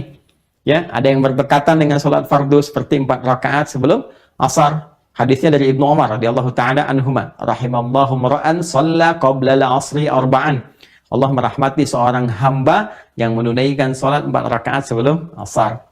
Ya, ada lagi apa? Salat duha misalnya, ada lagi malamnya tahajud, qiyamul lail, silahkan turunkan semua itu lalu konsisten. Kita lakukan sepanjang berkehidupan. Bisa mulai dengan 40 rakaat itu, mulai dulu 17 salat fardu, ya. Kemudian tambahkan dari 17 ini dengan 11 misalnya tahajud malam. Ya, mulai pelan-pelan, nggak harus langsung 11. 11 itu kan standar yang biasa. Ya, kalau belum nyampe ya mulai 3 dulu. 2 rakaat tambah 1 witir. Setelah itu 4 rakaat tambah 1 terus sampai bisa standar. Kalau mau lebih banyak silahkan. Ini kan baru latihan standar. 11 tambah 17 28. Tambah rawatib tadi 12 40. Itu aja konsisten dulu. Ya. Nanti lihat menu-menu yang lain. Ada sholat gerhana ikut, sholat jenazah ikut. Senang pokoknya, setiap ada sholat senang. Nah itu ketika kembali kepada Allah Subhanahu wa Ta'ala dengan konsistensi sholat yang ia tunaikan, maka dipanggil dia lewat pintu sholat. Pintunya manggil. Ya, pintunya manggil. Ainal musallun, ainal musallin, masuk. Kalau bukan ahli sholat gak bisa masuk tuh. Gak bisa masuk. Jadi amalan pertama, sholat bukan hanya melahirkan ketenangan, kebahagiaan, ketentraman, menjaga kita dari perbuatan fahsya dan mungkar, perbuatan keji, ya, dari nafsu syahwat, pornografi, LGBT, kata-kata jorok, zina, selingkuh, macam-macam dijaga tuh lewat salat. Dan mungkar, perbuatan yang diingkari oleh hati kita, pikiran kita, bersumber dari nafsu perut dan akal. Korupsi, kolusi, nyogok, ya, merampok, membunuh dan sebagainya, itu mungkar. Maka orang sholat cenderung akan lebih baik. Orang sholat cenderung akan lebih tenang. Orang sholat doanya cepat terjawab. Orang sholat cepat mendapatkan kebahagiaan. Dan puncaknya di akhirat ini. Dipanggil lewat pintunya. Doanya min babis sholat. Ini salah satunya. Ya? Apalagi misalnya tadi Ar-Rayyan. Ya? Ar-Rayyan itu pintu yang disiapkan untuk ahli puasa. Senang puasa. Ada yang menafsirkan yang fardu, yang Ramadan. Kalau tiba Ramadan senang. Dioptimalkan, puasanya maksimal, diisi amal soleh, diisi ibadah. Dan biasanya kalau Ramadannya sukses, kesananya tuh ada bekasnya. Ya ada tapak-tapaknya. Apa di antara tapak dan ciri orang yang senang dengan puasa itu? Dia lanjut tuh. Dia kejar. Ada puasa sunnah, sunnah-sunnah istimewa misalnya. Ya, apa saja yang sunnah-sunnah istimewa banyak. Selain yang harian itu yang kepekan dan Senin dengan Kamis kan. Ada yang sifatnya datang insidental, puasa Arafah misalnya. Ya kan? Ya ada puasa apa lagi? Ya ada Ayyamul Bid misalnya. Ya, ada puasa apa lagi? Yaum Asyura misalnya. Dan seterusnya. Ya. Jadi dia senang dengan itu. Setiap ada puasa dia coba tunaikan. Dia coba istiqomahi. Wah, dia adaptasi dulu. Kadang-kadang kan nggak kuat misalnya pertengahan, ya apa? Tapi dia mulai senang dengan puasa, itu dipanggil dari pintunya Ar-Rayyan namanya. Bahkan jelas disampaikan, la yadkhuluhu illa shaimun. Kalau di Al-Bukhari di Kitabus Shiyam, itu nanti pintunya sendiri yang akan memanggil, aina shaimun, wa nada munadin, aina shaimun, aina shaimun, mana orang yang biasa puasa? Mana orang biasa puasa? Fa idza dakhaluhu ughliqa. Kalau sudah masuk ke situ semuanya, ughliqa, ditutup langsung seketika. Jadi orang-orang yang tidak konsisten dengan amalan puasa nggak bisa masuk lewat situ.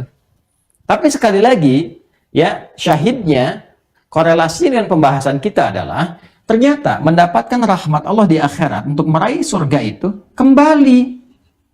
Pokoknya amal soleh. Jadi sekarang menunya harus kita turunkan. Apa saja yang bisa kita lakukan? Salat. Ini kan baru dari amalan ritual kan? Ya, aspeknya baru ritual nih.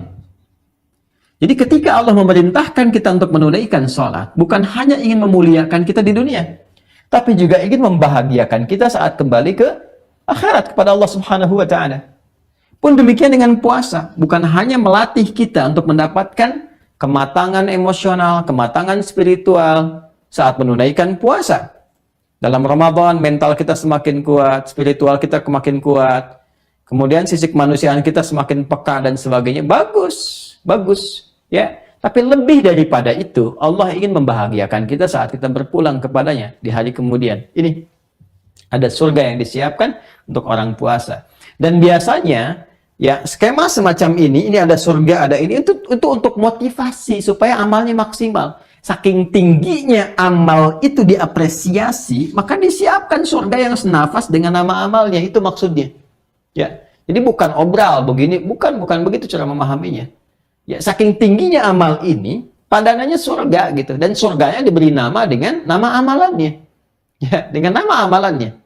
Baik, ini ya. Jadi orang yang puasa, pintunya apa? Ar-Rayyan, gitu kan? Masya Allah. Apalagi? Wa mimman du'iya min babis sadaqah. Bab sedekah, bab berbagi. Ya, sedekah itu banyak sebetulnya. Ya, dalam fikih disebut kullu ma'rufin sedekah. Setiap perbuatan baik itu disebut dengan sedekah. Setiap perbuatan baik. Tapi ada yang mengartikan spesifik di maksud sedekah ini, babnya adalah bab yang terkait dengan materi. Ya, sifatnya berbagi. Berbagi harta, benda, pakaian, makanan, senang berbagi. Ya, Masya Allah tuh ada teman-teman yang suka berbagi di hari Jumat berbagi gitu kan. Ada yang Jumat berkah, ada yang Jumat macam-macam. Sifat intinya sedekah. Ya, ada yang bagi pakaian, bagi makanan, bagi minuman, senang. Dan menarik itu ada yang itu terjiwai sehingga menjadi aktivitas. Itu kalau diniatkan ibadah itu, berbagi ilmu, kan? Ya, berbagi pengalaman kebaikan jalan, diniatkan untuk mendekatkan diri kepada Allah, itu berpotensi dipanggil dari bab ini, dari pintu ini. Min babis sedekah. Ya, bab sedekah. Ada apa lagi misalnya? Ada babul jihad. Pintu dari ya perjuangan yang dihasilkan dari perjuangan. Jihad ini babnya luas sekali. Ada tingkat tertinggi perjuangan dengan harta, tenaga dan jiwa sampai ke jiwa, sampai ke wafat. Biasanya nih pada umumnya dipahami dalam tuntutan-tuntutan militer misalnya, yang ditetapkan oleh qadhi, oleh hakim. Jadi nggak sembarangan, bukan berangkat sendiri, semau sendiri, konsep sendiri, tidak. Ada hakim, ada qadhi. Ya, ada keputusan yang ditetapkan. Mana kualifikasinya sesuai enggak? Ya, ini ada tuntutannya. Misalnya dalam satu kondisi nih, ya ditetapkan ada misalnya panggilan untuk berjuang. Wah, terancam nih.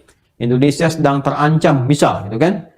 Kemudian dari masa perjuangan dahulu keluar fatwa ulama. Wah, ini bukan hanya nanti mengancam kedaulatan, tapi juga kalau sudah masuk mengancam kepada agama, mengancam kepada ibadah, mengancam kepada kenyamanan beraktivitas dan sebagainya, maka keluar nanti ya putusan resolusi. Itu ada resolusi jihad gitu kan. Ada Syekh Muhammad Hashim bin Ash'ari, ada Kiai Haji Zainal Mustafa, ya, ada Kiai Haji Nur Ali yang di Bekasi di sini, Zainal Mustafa, Kiai Haji yang di Tasik dan seterusnya. Banyak sekali. Ya, Abu Yadim Yati yang di Banten dan seterusnya. Itu berjuang. Semua berjuang dan berjihad. Ya, sampai kemudian wafat dalam perjuangan itu tingkat tertinggi, yang paling tinggi nih. Perjuangan ketika ada panggilan ya secara militer dan kemudian berkorban di situ sampai ke jiwa, Sehingga menjadi wafatnya dalam keadaan syahid, jamaknya syuhada. Tapi kualifikasinya di situ, ya ada otoritasnya. Nggak bisa semua orang atau setiap orang menyimpulkan, nggak bisa. Oh, ada panggilan begini, pergi jihad. Tidak. Ada nggak izinnya tuh? Ada nggak kualifikasinya? Ada nggak ulama yang memberikan fatwanya, yang ulamanya itu punya otoritas, ya otoritatif, bukan 1, 2 dan sebagainya, tidak. Ya makanya babnya ketat dan nggak boleh sembarangan. Ya, kalau salah bisa mencelakakan bukan hanya orang lain tapi diri sendiri. Alih-alih menjadi syahid, ya, dan bahayanya bisa menjadi pesakitan saat kembali ya, dihisab di hari kiamat. Itu yang berbahaya. Maka hati-hati ya, hati-hati. Nanti ada lagi dari sini babnya nanti jihadnya lewat ilmu, pengetahuan. Dan ini nanti setara dengan yang berjuang ya secara fisik lewat militer. Nanti surahnya ada di Quran, surah ke-9. At-Taubah di ayat 122. Dan ayat ini diturunkan ya untuk memberikan satu arahan kepada setiap insan beriman pada masa itu yang sangat semangat untuk berjuang mengikuti ini ya perjuangan militer, panggilan militer. Maka turunlah ayat ini untuk memberikan motivasi sehingga bisa memilih opsi. Ini ada opsi yang nilainya serupa. Ya maka Allah berfirman, wa ma kana lil mu'minuna liyanfiru kaffah falawla nafara min kulli firqatin minhum ta'ifatun liyatafaqahu fid din wa liyunziru qaumahum idza raja'u ilaihim la'allahum yahdharun. Dan tidaklah semua insan beriman yang sejati itu semestinya semua berjuang di medan perang. Jangan semuanya begitu. Maka turun ayat. Hendaknya ada sebagian dari mereka itu perjuangannya dialihkan melalui pengetahuan, pendalaman pengetahuan. Itu sudah visi yang panjang 15 abad yang lalu. Ya bahwa boleh jadi nanti ya pertarungan itu, peperangan itu, aksi yang muncul itu dari perbedaan-perbedaan pandangan yang biasanya melahirkan kontak fisik nanti akan beralih. Ya, medannya beralih ke medan pengetahuan. Ya, sekarang terbukti, ya. Sekarang kan ada di teknologi, itu kan ada digital, ya. Sekarang ada cyber, ya. Threat-nya kan banyak di ancamannya, ada ancaman cyber, ada ancaman macam-macam dan sebagainya. Nah, itu kan beralih konsep dasarnya ke pengetahuan. Makanya insan beriman itu kalau belajar kata Al-Quran mesti sampai ke taraf pemahaman, mengerti betul sampai paham. Bukan sekedar tahu, dapat info begini langsung action, tidak. Sampai paham, sampai mengerti, setelah itu share. Waliyunziru qawmahum idza raja'u ilaihim, mengajarkan kembali. La'allahum yahdharun, kepada orang-orang supaya mendapatkan pencerahan yang sama dan ilmunya menyebar sehingga punya kekuatan. Ya, dengan kekuatan pengetahuan itu bisa menjaga kedaulatan, menjaga imannya dan sebagainya. Maka ini nilainya tinggi, termasuk bagian dari jihad. Bahkan kalau buka tafsir Al-Maraghi itu, Imam Mustafa Al-Maraghi itu punya kitab namanya Tafsir Al-Maraghi. Kita juga ada, nanti kita tunjukkan ke teman-teman. Itu beliau menyampaikan bahwa para pakar tafsir memberikan pandangan jika aksi militer ini tidak ada, tuntutan militer tidak ditemukan, maka ini naik status nih. Ya, jadi lebih tinggi. Dan nilainya tinggi di hadapan Allah Subhanahu wa taala. Meninggal syahid juga. Jadi orang-orang yang berjuang, yang belajar, yang mengajar, para ulama tuh jagain yang ikhlas-ikhlas. Itu para pejuang itu dan penjaga pakunya itu. Ya, maka berbahagialah kalau ada di satu lokal, satu tempat, satu daerah, satu komplek, apalagi di negara misalnya ada ulamanya, tokohnya, jagain tuh. Karena itu pakunya tuh.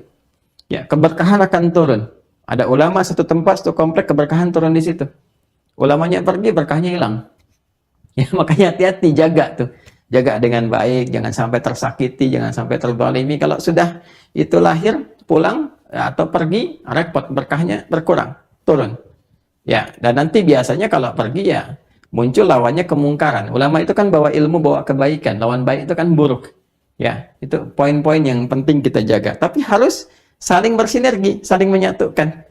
Ya, jangan sampai dikotak-kotakkan, jangan sampai dipecah dan sebagainya. Tidak, harus bersatu. Kalau memang negerinya ingin makmur, tempatnya ingin baik, semua bersatu dalam kebaikan. Sesuai porsinya masing-masing.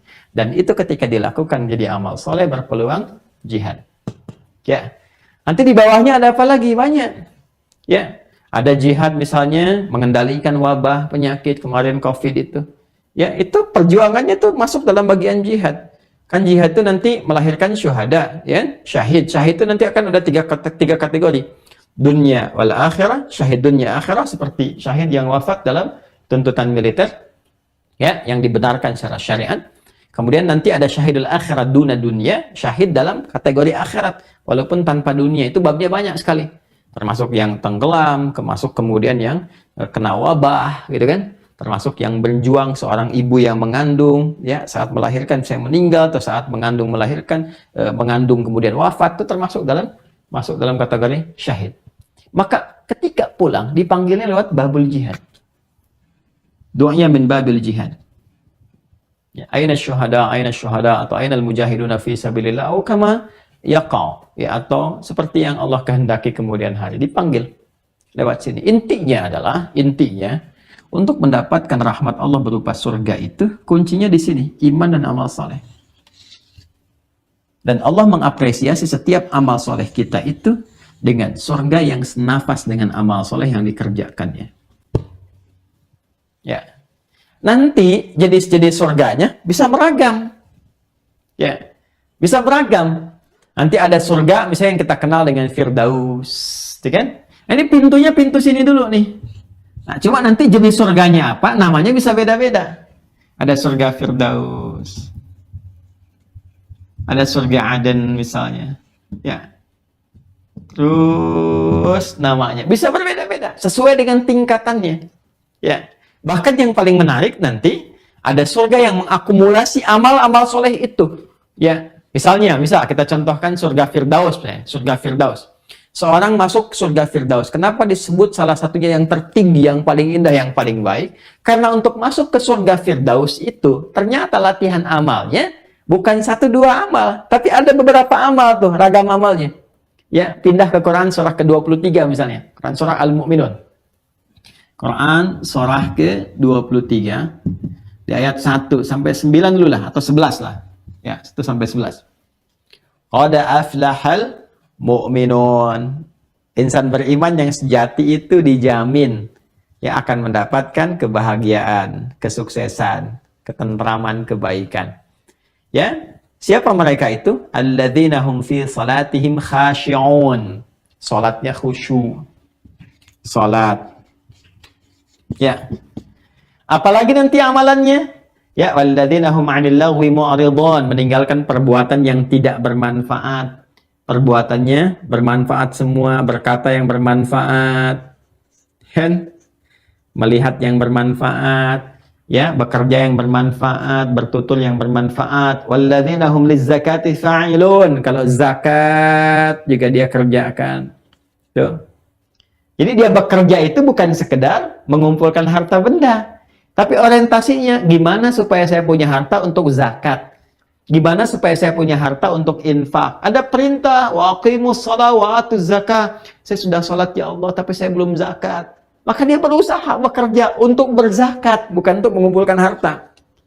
Kumpulannya bonus saja, tapi orientasi utamanya untuk zakat. Tuh. Terus sampai nanti, ya, walladzina hum li furujihim hafizun, ya, dan mereka menjaga, ya, kehormatan dirinya, ya, tidak berzina, tidak selingkuh, tidak zina. Menjaga salat, bertutur yang bermanfaat, menghindari perbuatan yang sia-sia, berusaha untuk zakat, menghindari perbuatan zina, mendekat kepada Allah. Baru ujungnya ulaika humul warithun alladzina yarithuna al-firdausa hum fiha khalidun. Mereka itulah para pewaris surga Firdaus yang sedang beraktivitas di bumi. Jadi ada pewaris surga Firdaus sedang beraktivitas di bumi. Apa aktivitasnya ini? Ini kan nudiya min babis shalah. Ada orang dipanggil lewat pintu salat. Ada orang dipanggil lewat pintu zakat. Kan? Ada orang dipanggil lewat pintu sedekah. Ada orang dipanggil lewat pintu puasa. Orang-orang ini mencoba mengakumulasikan semua amalan ini sehingga mendapatkan surga terbaik. Saat sahabat Abu Bakar As-Siddiq radhiyallahu ta'ala anhu mengonfirmasi kepada Rasulullah SAW, setelah Nabi menerangkan ini, kata beliau, ya Rasulullah, atau bima makna, adakah yang dipanggil dari semua pintu itu? Kata Nabi, aku berharap engkau termasuk bagian dari orang itu. Aku berharap engkau termasuk bagian dari golongan atau orang itu. Jadi ada orang-orang yang dipanggil berebut oleh pintu-pintu itu. Pintu sholat manggil, pintu sedekah manggil, Pintu puasa manggil, pintu jihad manggil, kan? Dipanggil, masuk, masuk, masuk, masuk. Masya Allah. Apa jenis surganya? Ini bisa jadi surga Firdaus. Nanti ada lagi surga yang lain. Tapi pintunya, jenis pintunya adalah amal saleh. Ya, sejak saat itu apa yang beliau kerjakan? Maka beliau membuat kurikulum hidup ini yang harus kita lakukan. Beliau membuat kurikulum hidup. Sisa hidupnya digunakan untuk bisa meniti semua kurikulum ini saja. Walaupun beliau memilih passion hidup, ya, tapi tetap beliau keluarkan semua jenis amal soleh itu. Jadi begitu Nabi mengatakan, semoga engkau termasuk bagian dari itu, ya, itu kan doa Nabi sebetulnya. Tapi beliau tidak mencukupkan pada doa itu saja. Sekalipun itu mustajab. Tapi beliau ingin berikhtiar untuk membahagiakan diri dari doa yang diterima dari Nabi itu. Maka apa yang beliau lakukan? Membuat kurikulum hidup. Dikeluarkan amal-amal soleh yang memungkinkan mendapatkan rahmat Allah lewat ikhtiar amal itu. Maka Masya Allah, tidak ada orang sakit yang menjenguk kecuali diantaranya ada Abu Bakar As-Siddiq. Tidak ada jenazah disolatkan kecuali diantaranya yang menyolatkan Abu Bakar As-Siddiq. Tidak ada orang yang kemudian diantarkan ke kuburan kecuali yang mengiringi salah satunya Abu Bakar As-Siddiq. Hampir setiap amal soleh yang mungkin bisa dikerjakan, beliau masukkan dalam kurikulum hidupnya. Dan beliau sukses. Jadi seorang pemimpin sepeninggal Nabi. Ya, penguasa negara juga, hartanya membahagiakan, luar biasa, kaya harta, kaya diri, kaya ilmu, kaya iman, dan masih sempat nengok orang sakit, mengantarkan jenazah, menyolatkan sebelumnya, membahagiakan orang-orang sekitaran, berbagi dalam kebaikan. Itu hidupnya tuh diisi itu saja, dan indah kan? Ya kan? Indah kan? Nah, maka bagi kita sekarang saat ini mencoba kita mengeluarkan apa sih yang mampu kita konsisten dalam berkehidupan itu yang bisa kita kerjakan. Keluarkan aja amalnya. Dari sini bisa kita lakukan. Ketika Allah mengatakan, aku apresiasi bagi kalian beragam surga, keluarkan ragamnya melalui amal soleh ini. Keluarkan pintu-pintunya. Yang 4 itu, ini yang disebutkan langsung dalam hadis lafadznya. Yang 4. 4 lainnya ikhtilaf ulama. Ada yang menyebutkan pintunya Darussalam, ada yang menyebutkan pintunya Babul Hajj. Ya, Babus Salam, ada Babus Salam disebutkan orang-orang yang cinta perdamaian, cinta kebaikan, ya, cinta ketenangan. Dia aktivitasnya menebarkan perdamaian, tapi dalam konsep ibadah, bukan dalam konteks kehidupan sosial. Kan sekarang juga banyak aktivis-aktivis perdamaian, kan? Ya, tapi apakah perbuatannya diniatkan sebagai ibadah atau tidak, itu poinnya. Ya, kan ada aktivis-aktivis yang konsentrasinya di bidang perdamaian, mendamaikan, islah. Bahkan Indonesia pun kan mengirimkan, kan? Bahkan ada pasukan perdamaian yang di bawah bendera PBB itu kan dari kita kan kirim juga itu. Itu kalau tentara kita doakan, ya, berjalan baik, dan mereka niatkan untuk kepentingan ibadah, mendamaikan orang lain, islah dan sebagainya. Itu ada pintu Babus Salam, pintu keselamatan, pintu kedamaian, pintu kebaikan. Ya, ada salah satu yang ditarik ke situ. Ada lagi Babul Haji, ada yang menyebutkan pintunya adalah pintu haji dan umrah. Ya, dan itu jaminannya kan, laisa lahul jaza illal jannah, al hajjul mabrur laisa lahul jaza illal jannah. Haji mabrur yang mampu merubah pelakunya menjadi lebih baik dan konsisten sampai dengan wafat, nggak ada pahala setimpal kecuali surga. Begitu akan di depan pintu surganya, pintunya manggil, pintu hajinya. Ya. Ya, mana yang mabrur itu, mana yang berubah diri menjadi lebih baik. Itu ada yang menyebutkan Babul Haji, pintu haji, ya. Tapi yang pokok ini 4 yang disebutkan. Ini yang pokok, salat, kemudian puasa, sedekah, jihad. Dan kalau dikembangkan yang 4 pun jadi luas. Selebihnya ada perbedaan pendapat para ulama mengacu kepada amal-amal soleh yang ditampilkan dalam Al-Qur'an. Di antaranya apa tadi? Ada haji, ya kan? Ada kemudian umrah, ya. Ada Babus Salam, makna salam itu banyak, bisa perdamaian, amalan sosial, itu kan? Ya, bisa berbagi dalam kebaikan dan seterusnya. Secara singkat, bahasa gampangnya, kalau pengen cepat kita bisa mendapatkan surga dalam kebaikan, maka amalan terbaiknya perbanyak amal saleh. Ya. Ada lagi yang paling istimewa, yaitu untuk ahli Al-Quran, ahlul Quran. Ini yang nanti diberikan mahkota, disambut oleh malaikat yang berjejer di setiap pintu surga, dan diperintahkan untuk mengucapkan selamat kepada mereka. Salamun, salamun, salam, selamat, selamat, selamat, selamat. Ya, alaikum bima sabartum, untuk Anda semua karena sabar saat berada di dunia melakukan amal soleh. Dan di antara ayat itu ada yang terkait dengan ahli Quran. Tahu dari mana? Di Quran surah Ar-Ra'd ayat 13, Quran surah 13 ayat 23 sampai 24. Jannatu 'adnin yadkhulunaha wa man salaha min abaihim wa azwajihim wa dhurriyyatihim wal malaikatu yadkhuluna 'alaihim min kulli bab. Salamun 'alaikum bima sabartum fa ni'ma 'uqbad dar. Ya, malaikat diperintahkan berjajar di pintu surga menyambut mereka, mengucapkan selamat karena Anda sabar saat menjalani aktivitas beramal soleh saat di dunia. Silahkan nikmati surga, tempat terindah yang telah disiapkan untuk kalian. Siapa mereka? Orang-orang hebat yang bahkan mampu menggandeng bapaknya, ibunya, pasangannya, keluarga besarnya. Ada orang yang Allah tetapkan menjadi syafaat untuk keluarga besarnya dan masuk lewat surga Aden. Pembuka di ayat ini, di ayat ke-23 di surah 13, itu sama persis dengan di Quran surah 35, Fatir ayat 33. Jannatu 'adnin yadkhulunaha, sama persis di Quran surah Fatir ayat 33 dengan kalimat yang sama. Jannatu 'adnin yadkhulunaha yuhallawna fiha min asawir. Ada para penghafal Quran, ada para ahli Quran. Bisa penghafal, bisa pembaca, bisa pengkaji Quran. Yang penting ahli Quran, senang Quran, cinta Quran. Yang masuk lewat surga Aden. Yuhallawna fiha min asawir. Tidak masuk dulu kecuali dihiasi dulu. Pakai gelang-gelang indah, pakai mahkota. Di At-Tirmidzi kan dipakaikan mahkota, keindahan, jubah, kebesaran. Baru dia menggandeng jadi syafaat dengan Qurannya. Quran memberikan syafaat kepadanya dengan izin Allah, dan dengan itu dia bermanfaat untuk keluarganya. Masuk ke surga, disambut para malaikat. Ini diantaranya. Jadi sekarang kita tinggal bikin kurikulum amal. Kurikulum amal. Keluarkan amalan yang pokok,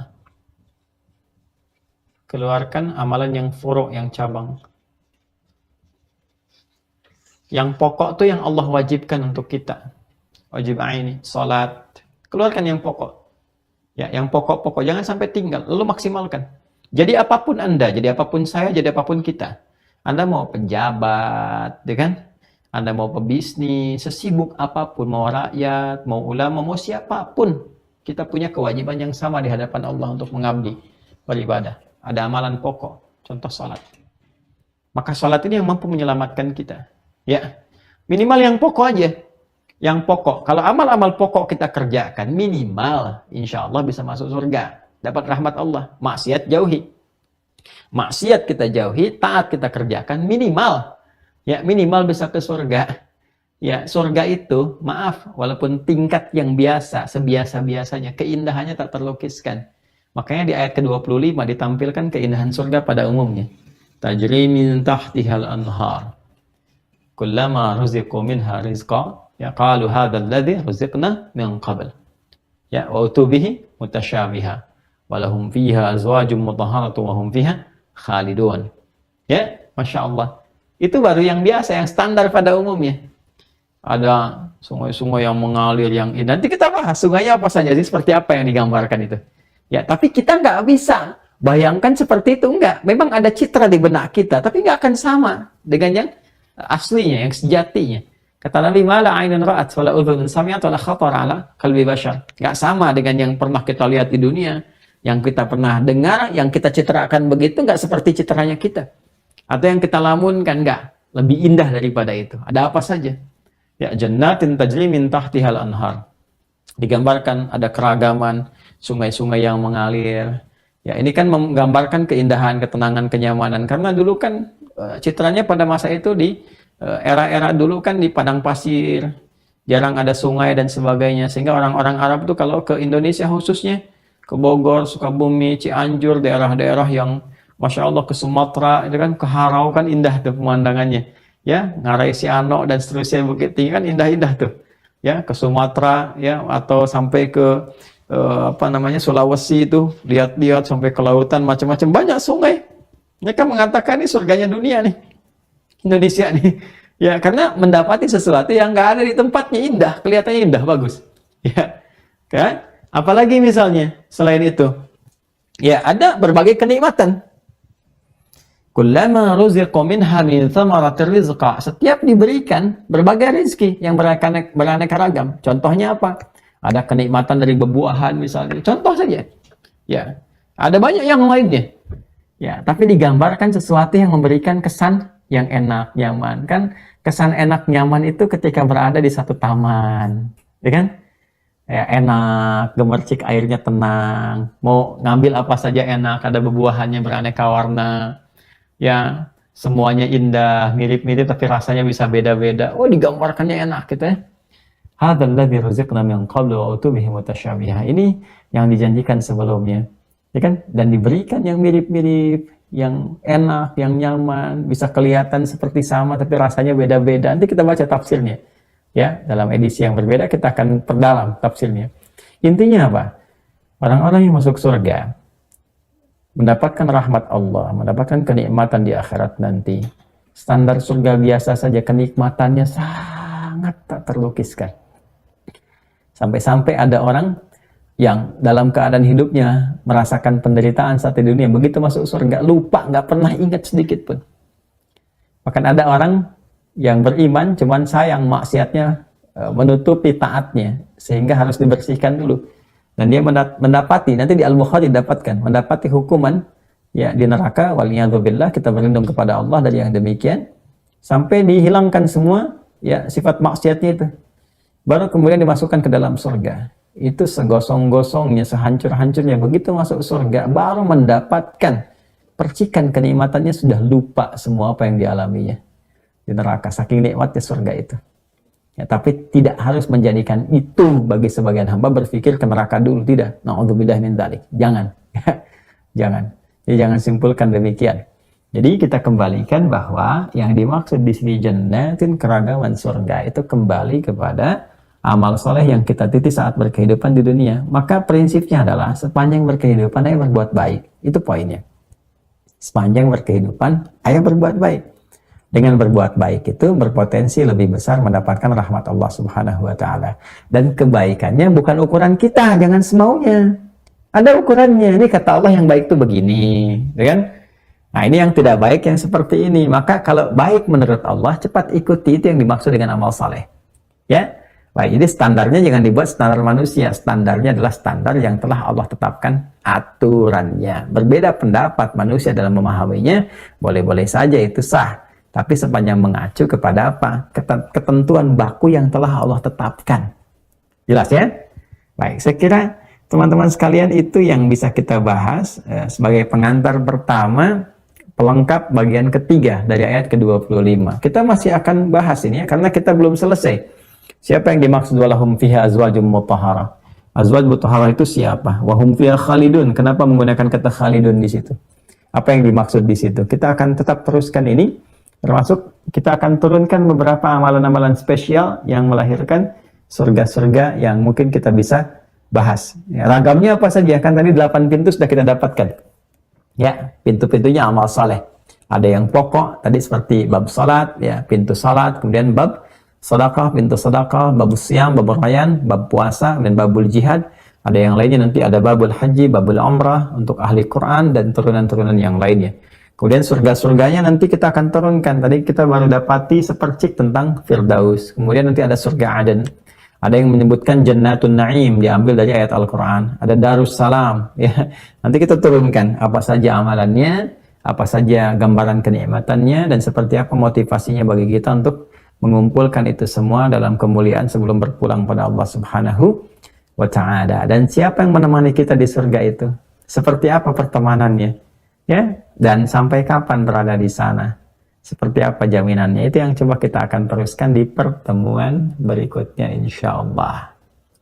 Baik teman-teman, malam ini online, mudah-mudahan tidak mengurangi kekhusyuan dan fokus kita untuk belajar dimanapun kita berada. Semoga mendapatkan rahmat Allah Subhanahu wa Ta'ala. Izin menginformasikan, insyaallah di pertemuan berikutnya kita akan berlanjut kembali, dan yang paling dekat ini insya Allah hari Sabtu pagi saya akan berada di Surakarta, di Solo, di UMS ya, Universitas Muhammadiyah Surakarta. Insya Allah akan berlangsung tabligh akbar di sana pukul 8 pagi sampai dengan selesai. Ya, mudah-mudahan kita bisa tersambung. Yang di sekitarannya silahkan bisa bergabung. Semoga juga bisa terbuka untuk keseluruhan, karena saya dengar ada 100.000 jamaah yang bisa terhubung dan bergabung di sana. Kemudian yang kedua, baik offline ataupun online, itu ya yang disampaikan kepada kami. Kemudian yang kedua, teman-teman sekalian, dengan izin Allah Subhanahu wa Ta'ala, alhamdulillah masih berproses pembangunan pesantren Ma'had Islam Rafiah Akhyar di tempat yang telah kita siapkan di wilayah Banten untuk pembuka pertama. Ini baru saya sebutkan. Insya Allah semua menjadi wakaf. Kita wakafkan dari semuanya, dari prosesnya, dari mulai semua asetnya, dan mudah-mudahan juga ilmu yang bisa kita bagikan di sana. Alhamdulillah sekarang masih berproses, sekitar 40% berjalan. Ya, kami mengajak teman-teman sekalian, mari kita investasikan untuk wakaf kita. Mudah-mudahan jadi investasi terbaik praktek dari ini. Sedekah. Minimal sekarang kita selesaikan masjid dulu.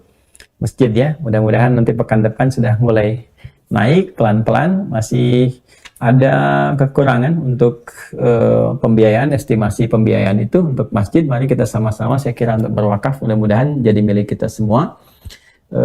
Kalau tidak salah itu betul ya, rekeningnya di BSI ya, Bank Syariah Indonesia, atas nama Yayasan Ma'had Islam Rafiah Akhyar. Nomor rekening 111, 3 kali satunya 111, kemudian 4444, 4 kali 4-nya, dan ujungnya 142.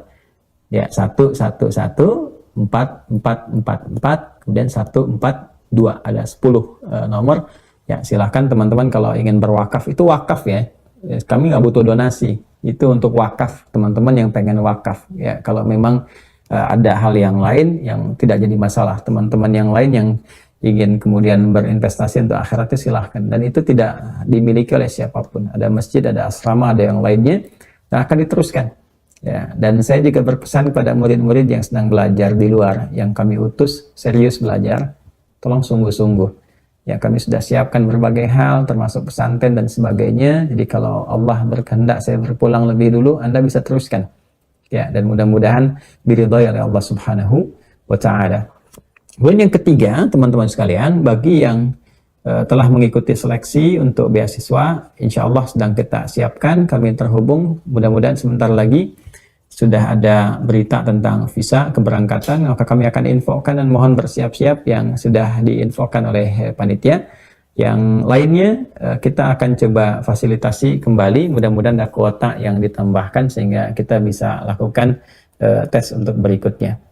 Lalu yang terakhir, teman-teman sekalian, saya harus meminta maaf pada teman-teman yang terhubung di Mira. Belum kita mulai yang setiap ba'da subuh, mohon izin, mohon doakan saya. Kami ba'da subuh itu setelah sholat subuh kembali, saya mesti bergantian dengan istri tercinta. Ada 3 balita yang masih membutuhkan perhatian, belum bisa saya tinggal sepenuhnya. Jadi mohon sekali, saya sedang mengatur, mudah-mudahan bisa dialihkan waktu atau disesuaikan, dan mudah-mudahan ada video-video yang kita bisa kirimkan untuk menjembatani materi yang telah disampaikan di pertemuan sebelumnya. Mudah-mudahan semua dirahmati Allah, kita semua disayang oleh Allah, dan diperbaiki hal-hal yang kurang untuk kita optimalkan. Malam Jumat, besok juga sudah masuk Jumat, berbanyak sholawat pada Rasulullah SAW. Jangan lupa surah Al-Kahf, jangan lupa menyiapkan ibadah Jumat esok hari, dan doa yang pernah kita pelajari bersama. Ya Allahumma kfina bihalalika an haramik, wa aghnina bi ta'atika an ma'siyatik, wa bifadlika amman siwak. Itu bisa kita optimalkan insyaAllah. Terima kasih. Kita berdoa, semoga doa ini memberkahi pembelajaran kita, melengkapi apa-apa yang kurang, yang salah, yang keliru, tinggalkan. Ya, koreksi dan tampilkan yang benar. Yang benar kita ikuti istiqamah sampai kita kembali pada Allah Subhanahu wa Ta'ala. Allahumma taqabbal minna innaka antas sami'ul alim. وتب علينا إنك أنت التواب الرحيم ربنا آتنا في الدنيا حسنة وفي الآخرة حسنة وقنا عذاب النار اللهم اكفنا بحلالك عن حرمك وأغننا بطاعتك عن معصيتك وبفضلك عمن سواك اللهم اجعلنا من أهل القرآن واجعل القرآن صحبا لنا في الدنيا وشفيعا لنا في الآخرة يا أرحم الراحمين ربنا آتنا في الدنيا حسنة fil akhirati hasanatan wa qina adzaban nar. Wassallallahu ala sayyidina Muhammad wa ala alihi wa sahbihi ajma'in. Wa akhiru da'wana subhanakallahumma wa bihamdika nashhadu an la ilaha illa anta nastaghfiruka wa natubu ilaik. Walhamdulillahi rabbil alamin. Assalamualaikum warahmatullahi wabarakatuh.